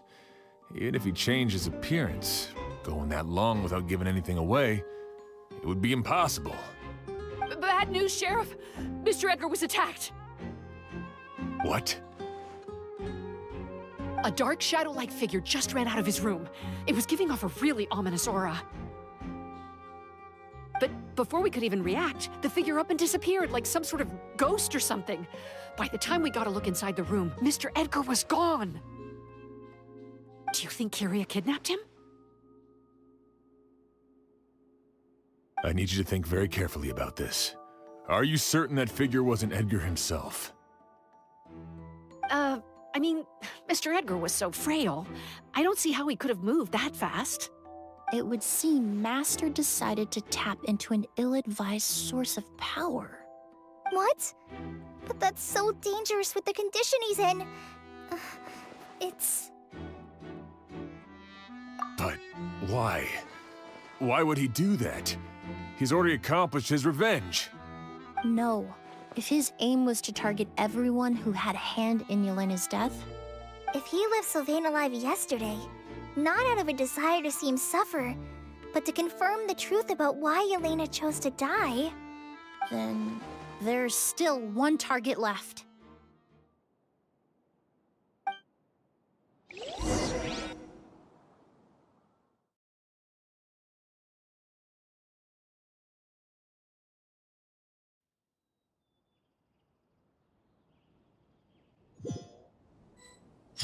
The shadow-like figure ran in the direction of the elevator, and my partner immediately chased after them. We should hurry before they're forced to confront each other.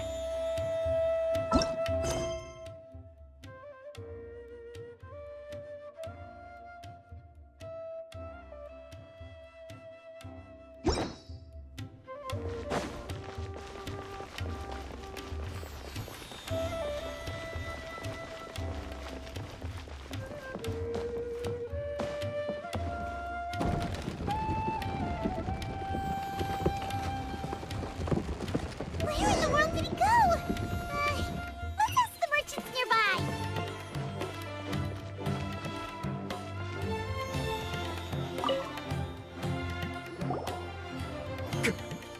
ghost! It's a ghost! It's all right. Please, calm down and take a deep breath. Can you tell us what you saw?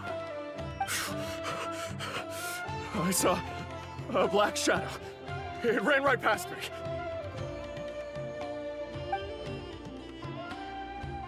How could something like that happen in broad daylight?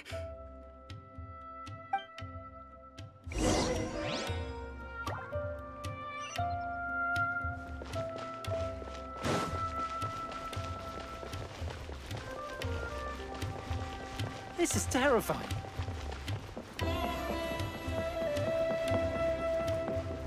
No! Don't come any closer!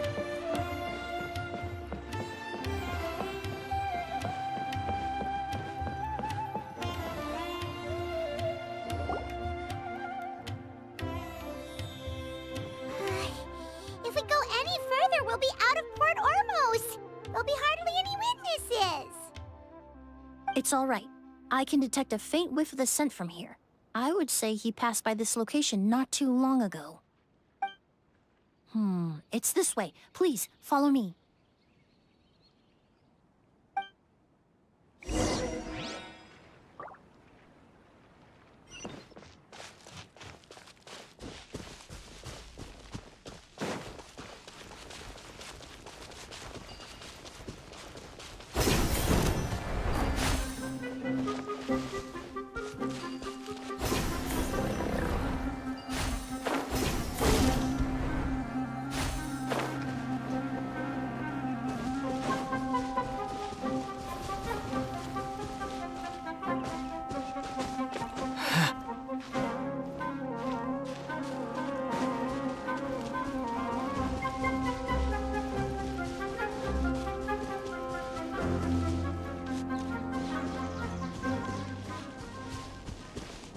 The scent is getting stronger. This must be the place.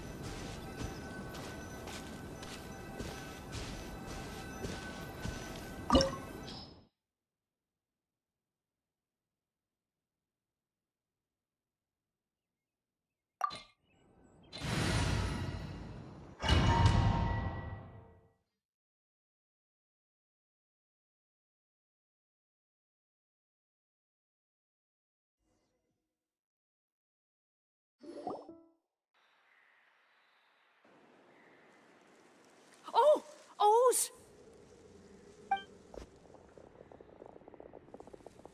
Are you all right?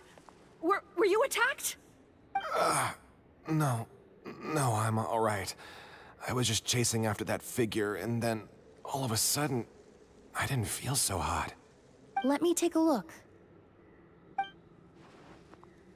The air definitely feels heavy. It smells nice, but for some reason, it's hard to breathe. This feeling, I've encountered it before. Everything looks all right.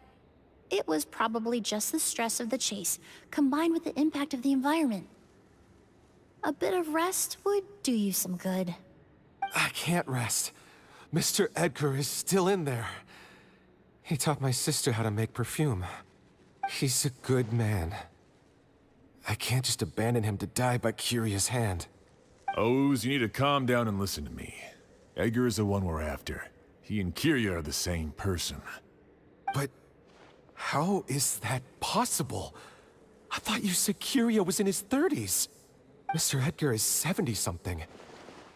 Changing your appearance to look decades older, that doesn't seem possible. That's precisely why he had to resort to extraordinary measures to age himself. Kiria used a delusion to bring back the Auguste flower, corroding his body in the process, just like his older sister. No. He couldn't have. Mr. Edgar has been in Port Ormos for years. If someone started impersonating him all of a sudden, we would have noticed. And what if the impersonation started before he ever set foot in Sumeru? I've yet to confirm it, but I suspect Kiria killed the real Edgar in Fontaine not long after his release from prison. While Edgar was incarcerated, Kiria started making preparations to replace him, including forcefully aging his body, studying perfumery, and planning the real Edgar's demise. The new Edgar then decided to relocate to Sumeru, seemingly out of an innocuous desire to let go of the past. He even left perfume making in favor of mentoring students. But these decisions were all for a specific purpose: the need to distance himself from anyone who might see through the facade. And Sumeru fit the bill to a T, with no one around to question his identity. All he had to do was grow a beard, don a pair of glasses, make a few minor alterations to his appearance, and everyone would believe he was exactly who he claimed: Edgar, a perfumer from Fontaine. As the years went by, he removed his disguise little by little and continued to refine his skills. It would have been a gradual process, one that ensured no one around him would notice anything unusual. That explains why Sylvain said he barely recognized Edgar back at the hotel! He aged himself decades beyond his years just so he could accomplish his revenge! Is that even worth it? I need to find Mr. Edgar. He's not that kind of person. He can't be. What you really need is to get out of here and rest. No, I can keep going. Wait! This environment is likely being influenced by the delusion. Any discomfort, no matter how slight, should not be treated lightly. I know how to relieve your symptoms, Mr. Ooze. Please come with me and rest. I'm sure Edgar wouldn't want any more innocent people implicated in all this. Kale's right. The Traveler and I will take things from here. From our brief exposure to a goose, it would seem the substance has little effect on us. This leads me to believe those blessed with a vision or capable of wielding elemental power are more resistant to the effects of abnormal elemental energy. In other words, this environment doesn't pose as much of a risk to us. Actually, now that I think about it, this stronghold likely has multiple points of entry. If the target were to escape from a different point of entry, that might allow him to evade capture. I hate to trouble you, but we need people to survey the perimeter.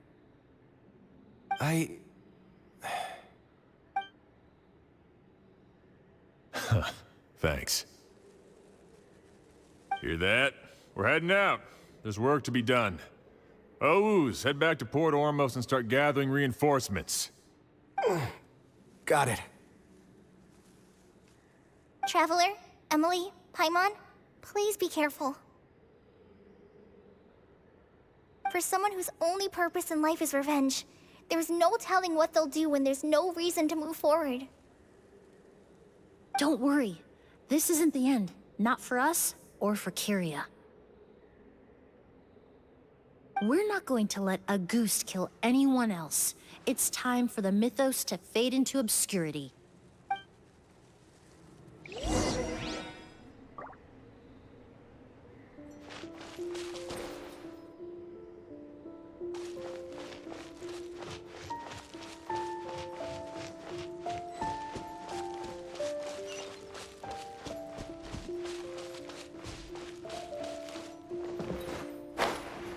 Monsters. Perhaps they were attracted here by the increased level of elemental energy. Scatter! Spring forth!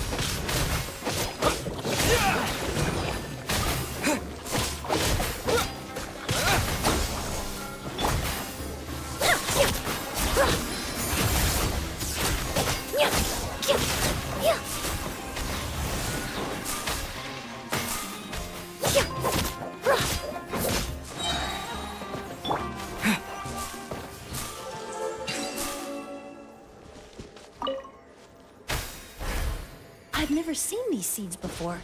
They must also have been created with the power of a delusion. It seems to be avoiding us, and there's no other way forward. Perhaps we could try luring it to the edge of the cliff.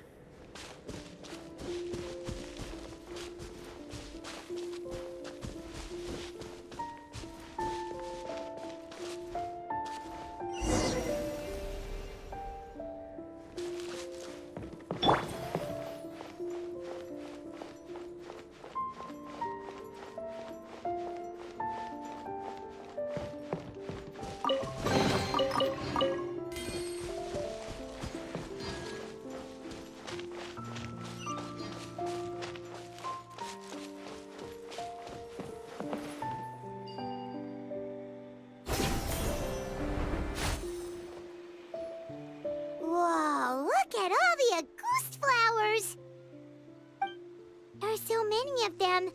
I can't believe a single person did all this. Must have taken a lot of time. I fear that statement is truer than you know, Paimon. Using a delusion comes at a cost. Not just time, but the time you have left to live. But why would Kiria need this many Auguste flowers? He only needed a few bottles of Auguste to carry out his plan, right? Perhaps hatred wasn't the only emotion fueling his obsession with Auguste. Not long ago, he told me he didn't want all the flowers transported to Sumeru to wither away in a foreign land. But Kiria betrayed Snezhnaya, abandoned Fontaine, and lived his entire life in Sumeru under the guise of someone else. For someone with nowhere to call home, perhaps dying among a bed of Auguste flowers just like his sister is the best homecoming he could ask for.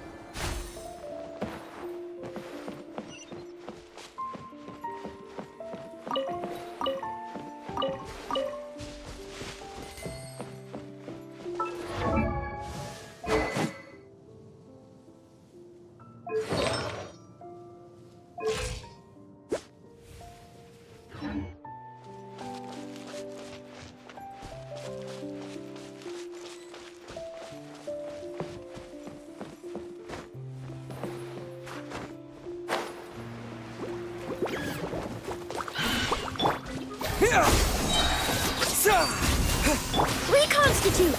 Fresh and floral!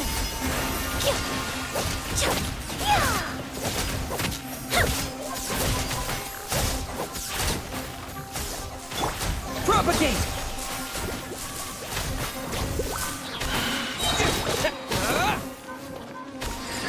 Germinate! Neutralize! This'll brighten up the place!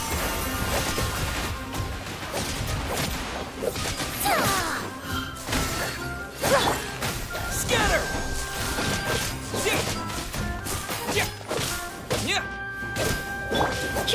Extract! Spring forth!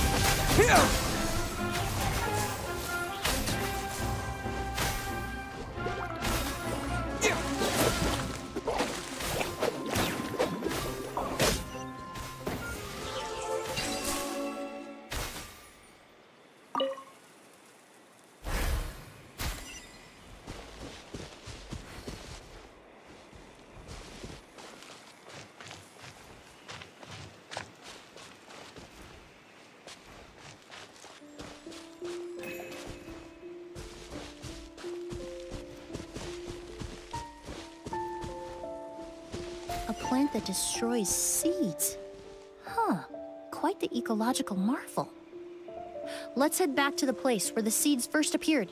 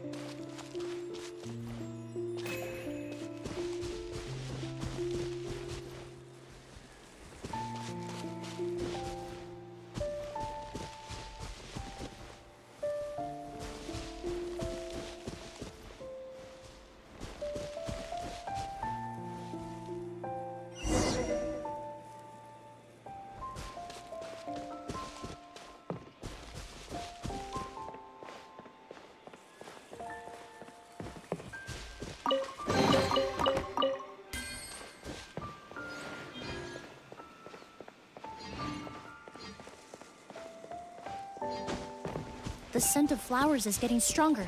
We're almost at the end.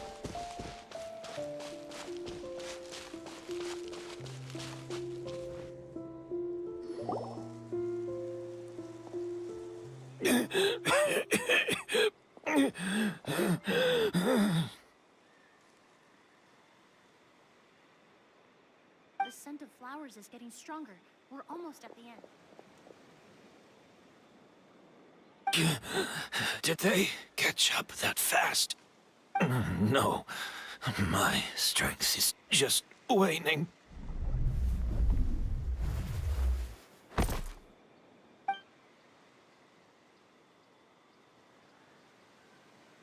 But it doesn't matter. This is far enough.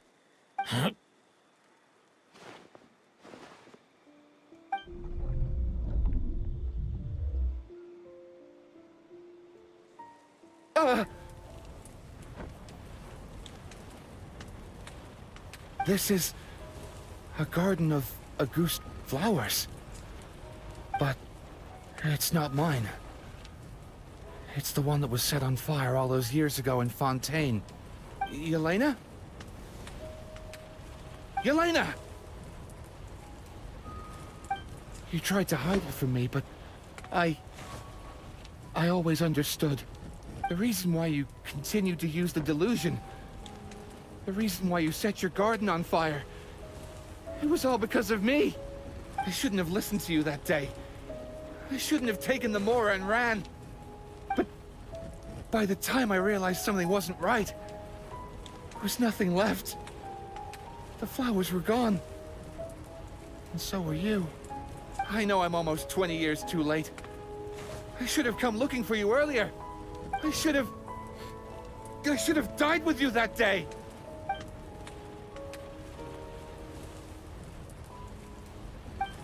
Yelena? Yelena!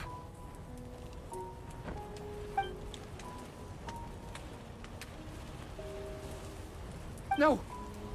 Don't leave me! Please! Yelena!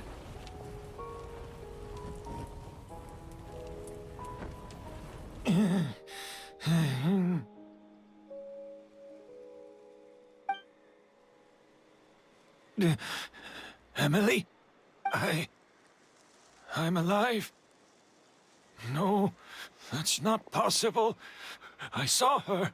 Yelena, we were together. That was an illusion, likely brought about by the residual toxin in your body coupled with the pollen in the air, neither of which are fatal. No, the amount of August I drank, it should have been enough.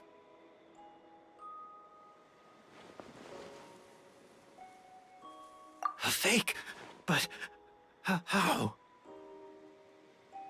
We started making the preparations last night with one goal in mind: to create a perfect accord. The accord is the basis of perfume making, the product in its most primitive form. Ambergris mixed with cedarwood, rounded out with a base note of agarwood. This is the scent of leather? Exactly. We're unable to extract essential oils from leather, but by combining other raw materials, we can recreate its essence. That is the purpose of an accord. Does that mean you can recreate any scent in the whole world? I'm afraid not. Certain fragrances in this world are simply one of a kind. That quality is what draws people in and fuels their obsessions. If I wear a goose to the ball, I'll also be one of a kind. Our competitor already got their hands on it. It doesn't matter how much it costs. I have to buy something better. This fragrance will be one of a kind, no more. Myths can be deconstructed, miracles can be recreated. All it takes is skill, experience, limitless exploration, and a little patience.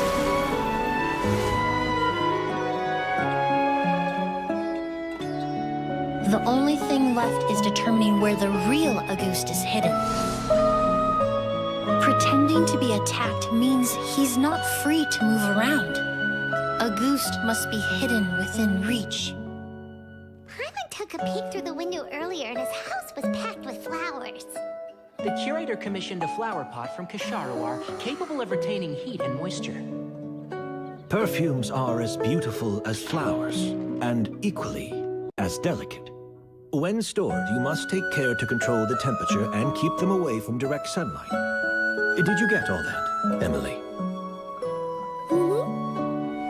I got it.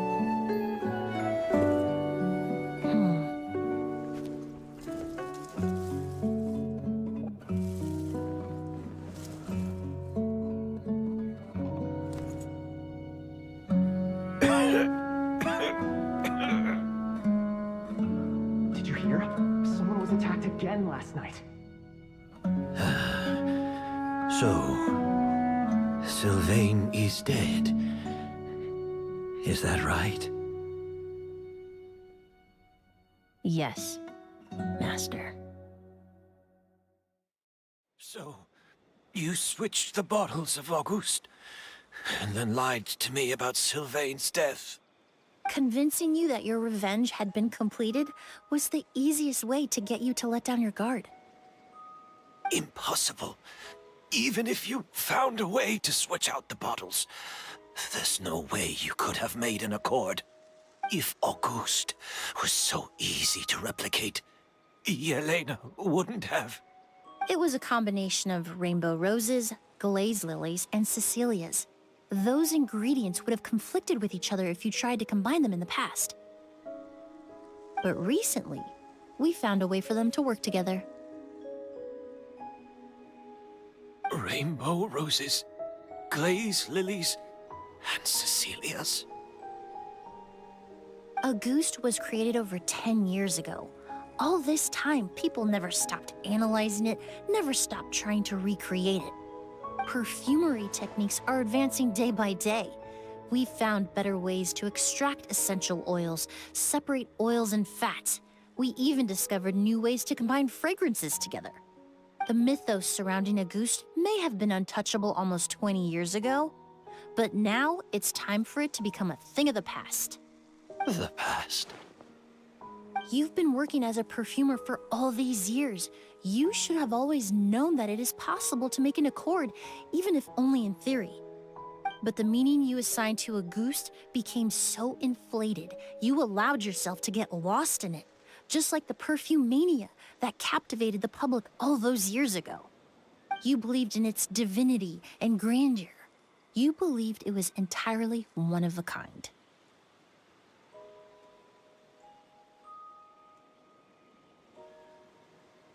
Your obsession with Auguste is also what allowed us to predict how you intended your plan to end, and to make preparations in advance.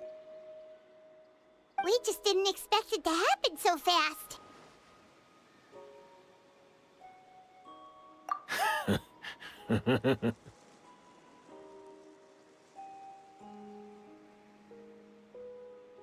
Well, you hit the nail on the head now, didn't you? So, Sylvain isn't dead. Since you've been preparing your accord since last night, I assume you've also figured out my method, then. That means the news of Sylvain's death. The crowd gathered outside the hotel this morning. It was all an act you put on with the sheriff? Yes. If we hadn't, you might have resorted to the delusion out of desperation, or continued to use your Spirit Borneal and Auguste combination to wreak havoc. Who knows? Maybe I would have just offed myself then and there. I know if you had things your way, you would carry the truth of Edgar's demise and the secrets of this garden to the grave, but I'm sorry, Master. I don't want to see any more death. Sylvain only inhaled a small amount of poison. He's being detained as we speak. All the crimes he concealed back then will be exposed in a court of law for everyone to see, and all his secrets will be revealed. The same goes for you as well. Is that so? Well, I suppose I'll be spending the rest of my days in a prison cell then.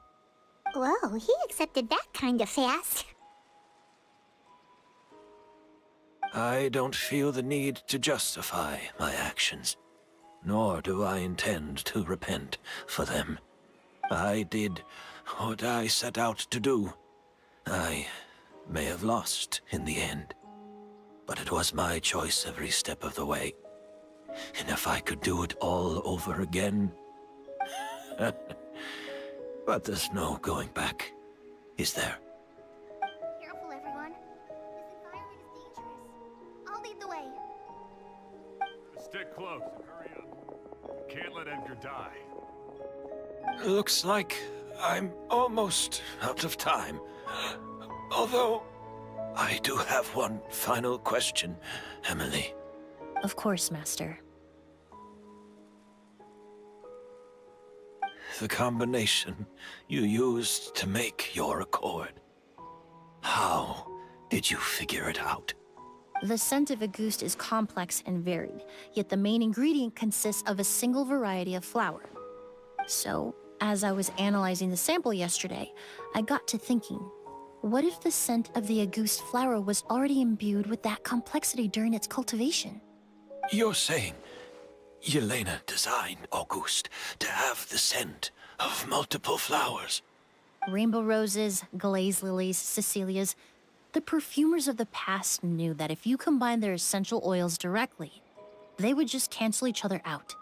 It was a conundrum they could never solve.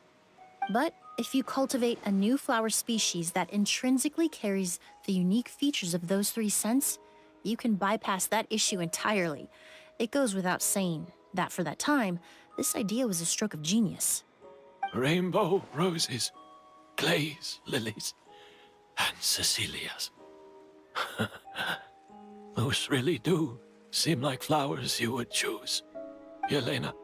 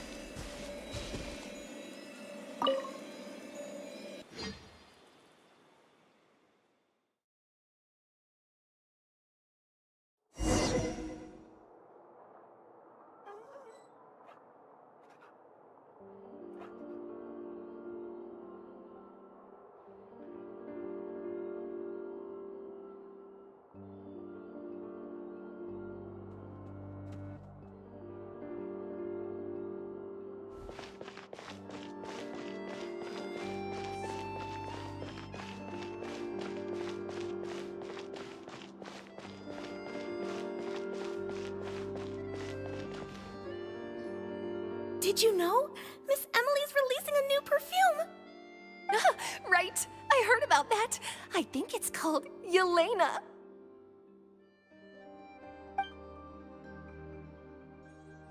Seems like everyone in Fontaine is talking about the new perfume you're releasing. I was hoping to release it without such a fuss, but the news spread way faster than I expected. I just hope it won't become the source of some new myth, especially after all the work we did to demystify Auguste.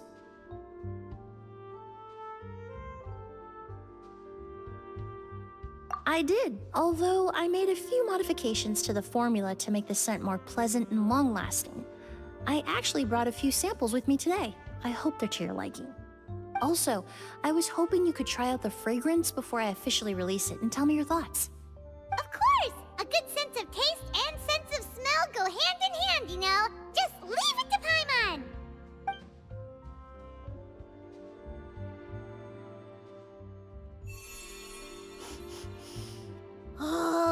smells great!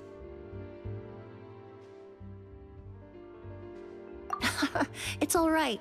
All feedback is worth considering.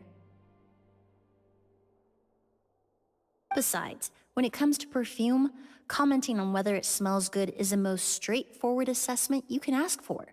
There doesn't always have to be a deeper meaning. Right! Do those flowers have some special meaning? Hearing their names seemed to have an effect on him. If I had to guess, I'd say it probably has something to do with the language of flowers. The language of flowers? Oh, we've heard of that before! Paimon remembers hearing something like, the Cecilia represents the true feelings of the prodigal son?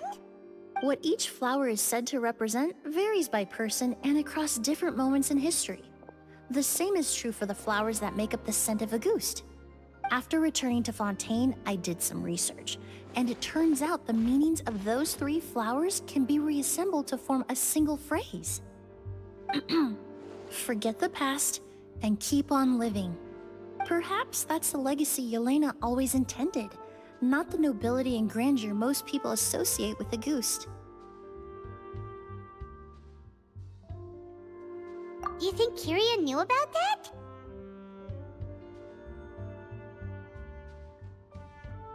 I paid him a visit before his trial and explained what I found, but he didn't seem to care. Who knows? Maybe she didn't mean anything by it at all. That was his response. Yelena is gone. We'll never know what she was thinking. We can look for meaning all we want, but it'll never be anything but conjecture. Even if that is what she was trying to say, I would never be able to forget her. Avenging her death? That was the meaning I chose for my life. Kiria cultivated his revenge like a flower. He was committed to making it bloom, even if in the end, it didn't bear the fruit he was hoping for. In any case, he did want me to pass along his thanks. Thank you for saving my life, for giving me the chance to learn that Auguste could have carried a very different meaning. Love and hatred are a privilege of the living. When someone dies, their thoughts, feelings, and intentions die with them. In that sense, what Auguste truly represents in the language of flowers will forever remain a mystery. But even if it's only a conjecture, I would like to believe my own interpretation. The meaning we give to flowers, the symbolism we assign to our perfumes, they're constantly twisted and exploited in our imperfect world. And yet, at the very outset, they're born from the simplest and most beautiful desires we hold in our heart.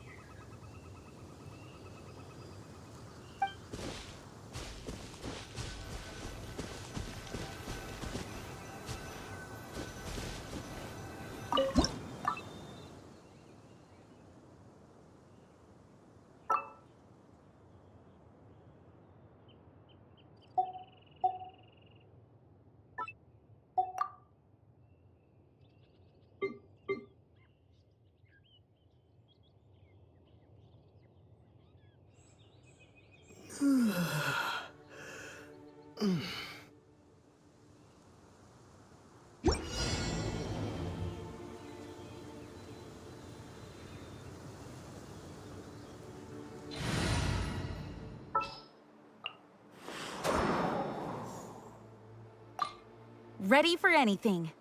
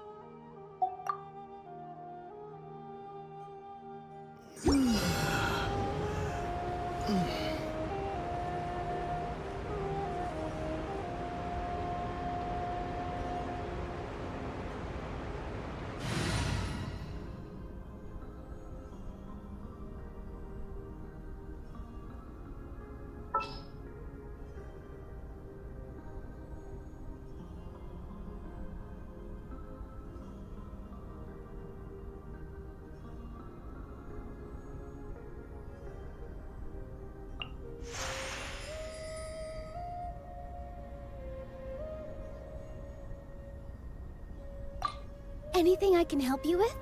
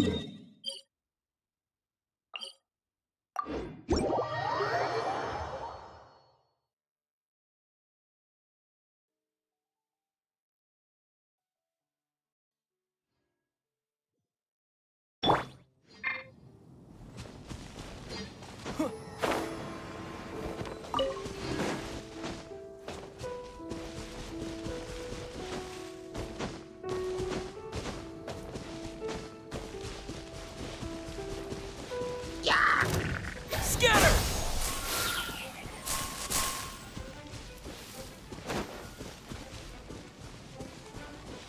Propagate!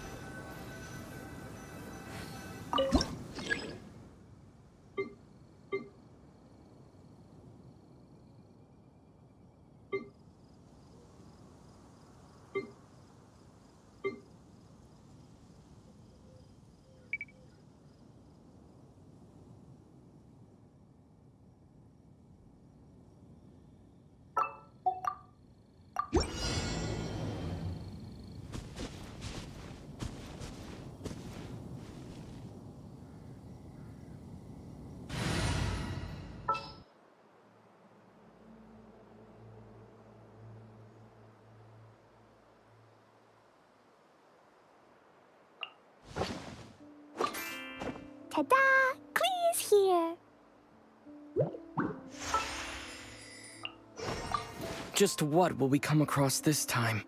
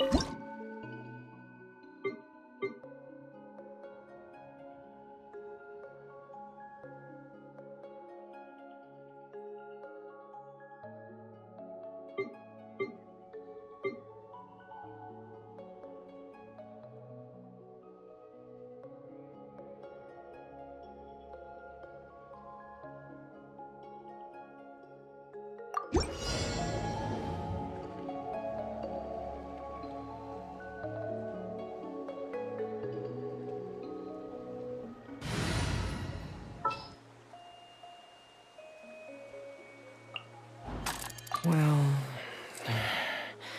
I've got nowhere to go.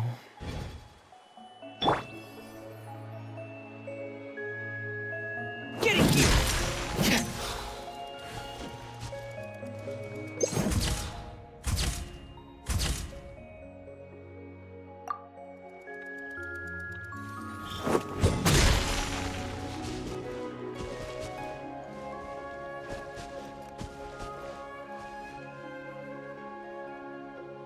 Frost is coming!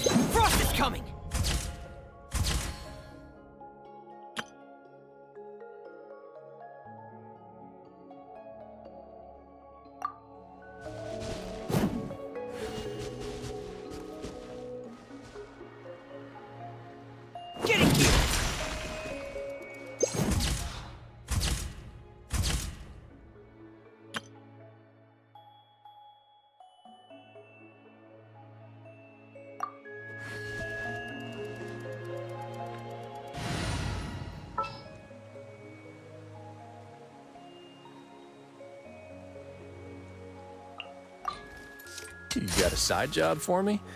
Sure thing.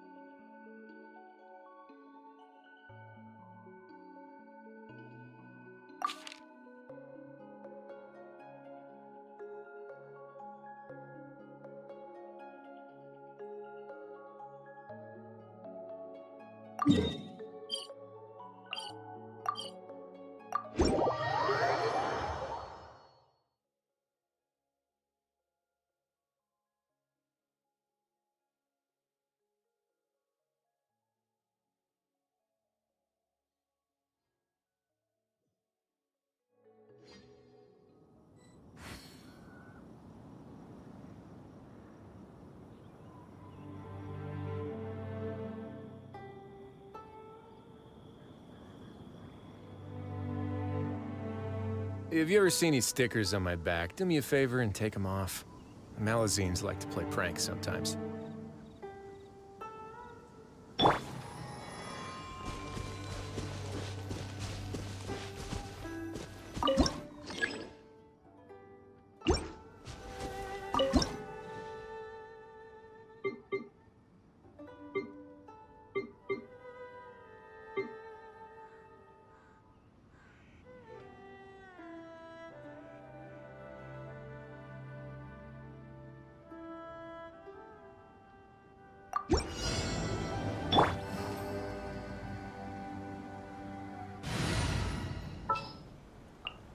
Just sharpen my spear.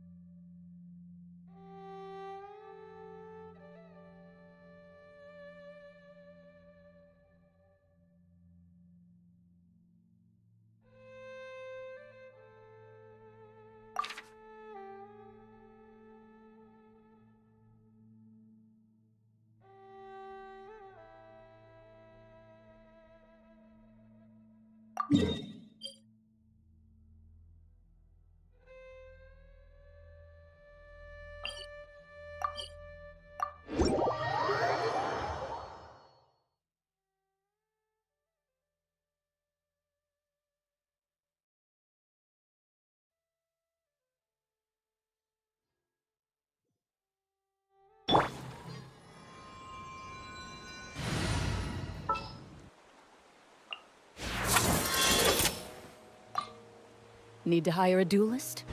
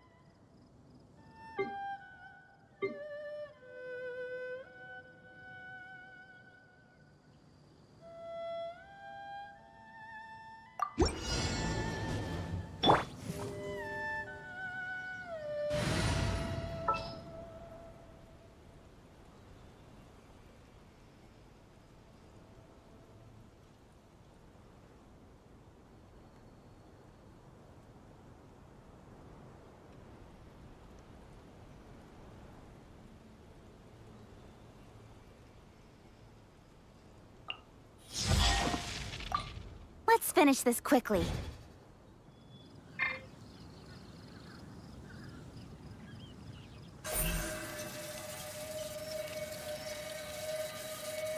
Incoming!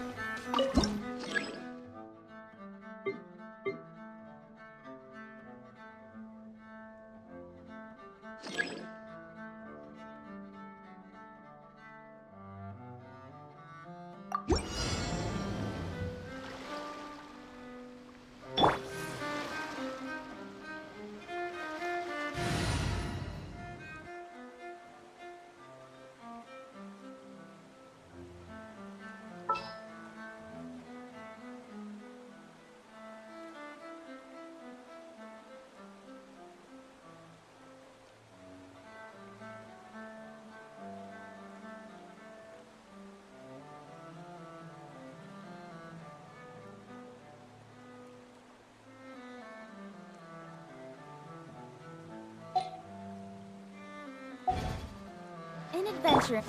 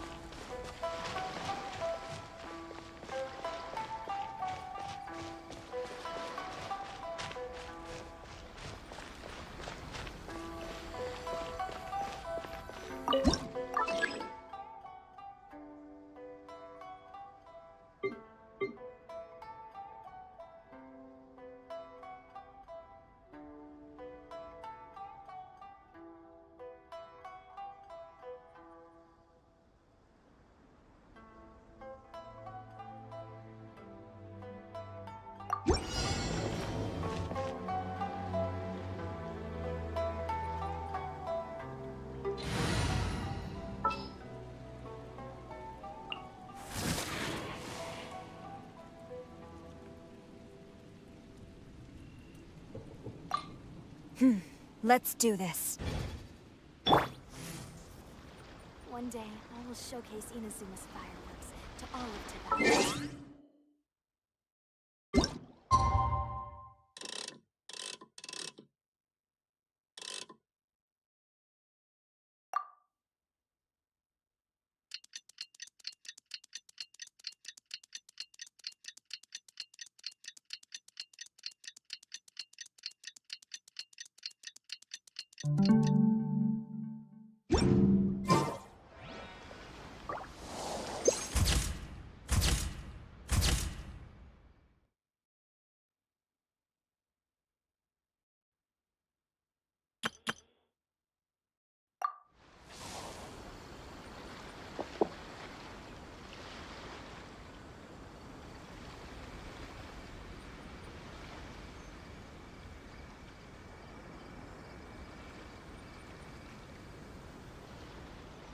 One day, I will showcase Inazuma's fireworks.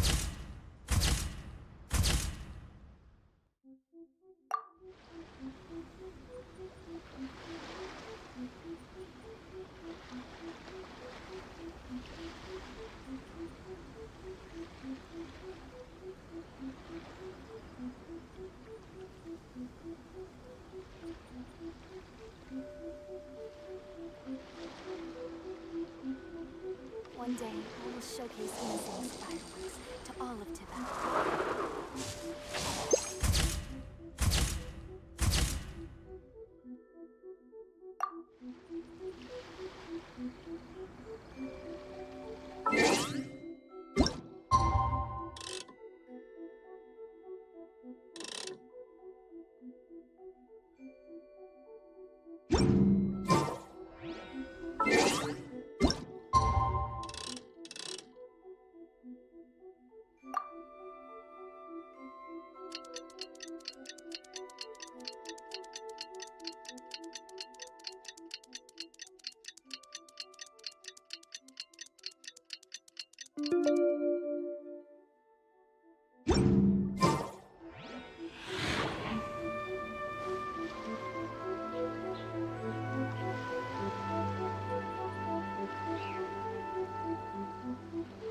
One day, I will showcase Inazuma's fireworks to all of Tibet.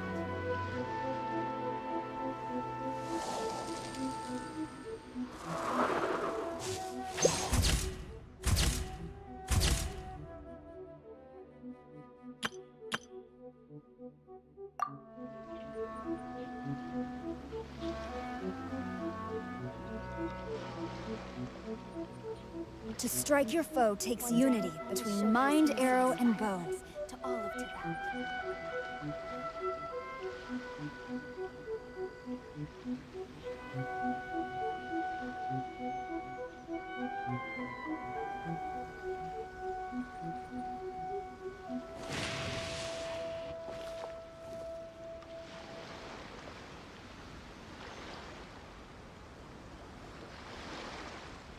One day, I will showcase Inazuma's fireworks to all of Tibet.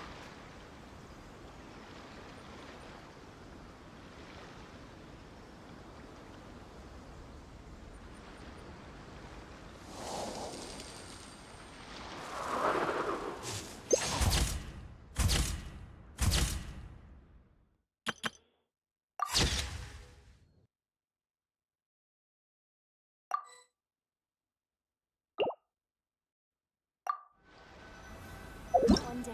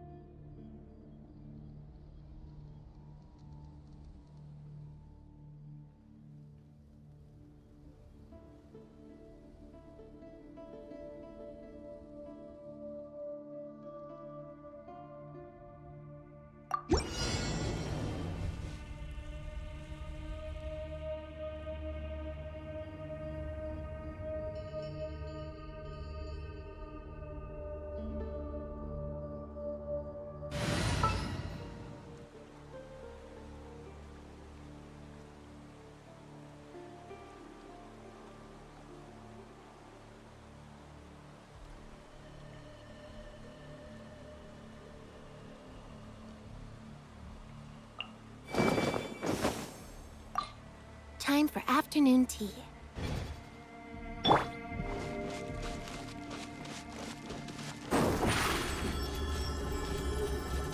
Surprise! Zip on up!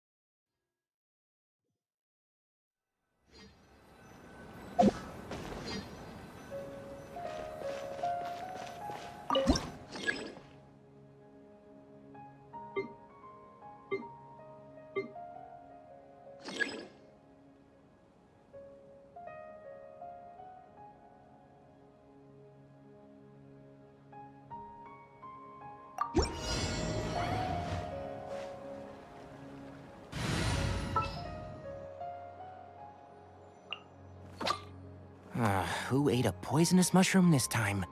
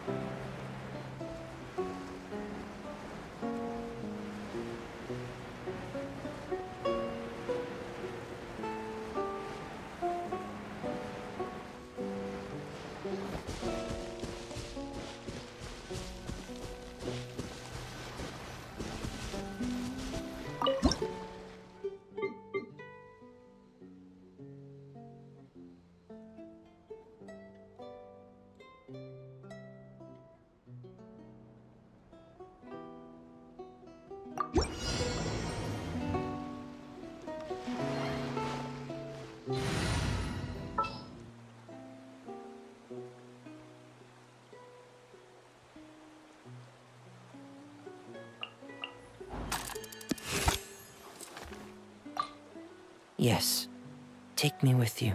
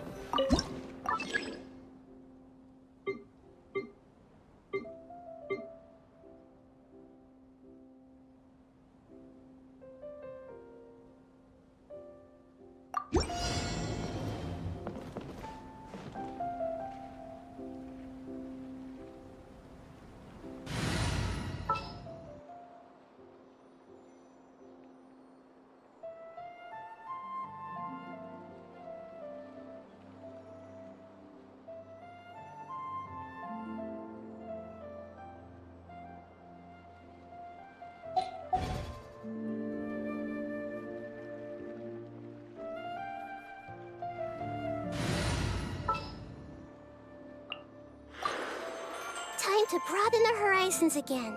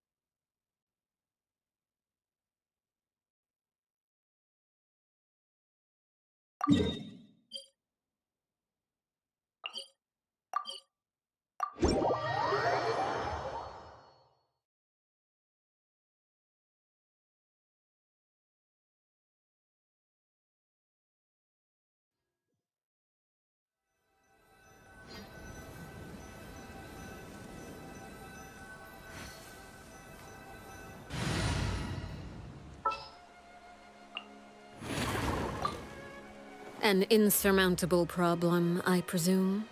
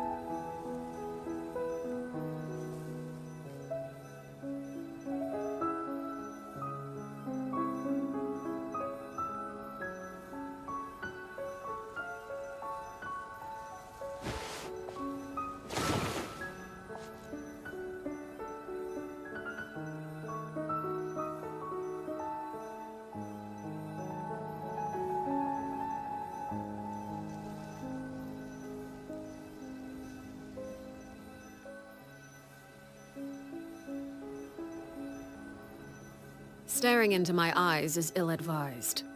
I can't promise you'll like what you see.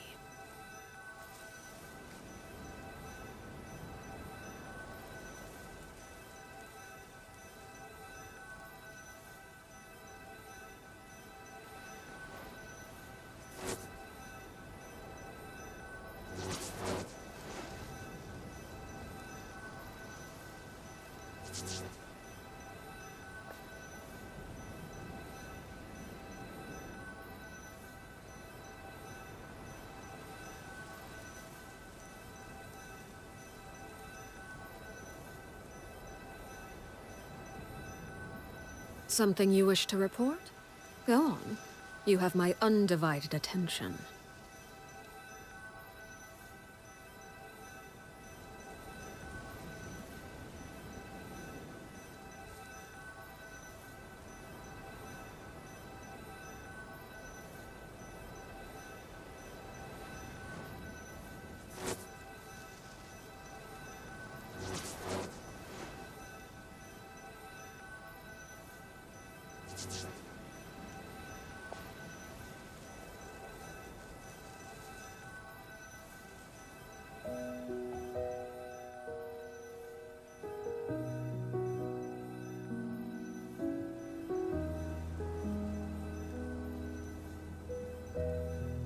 Staring into my eyes is ill-advised.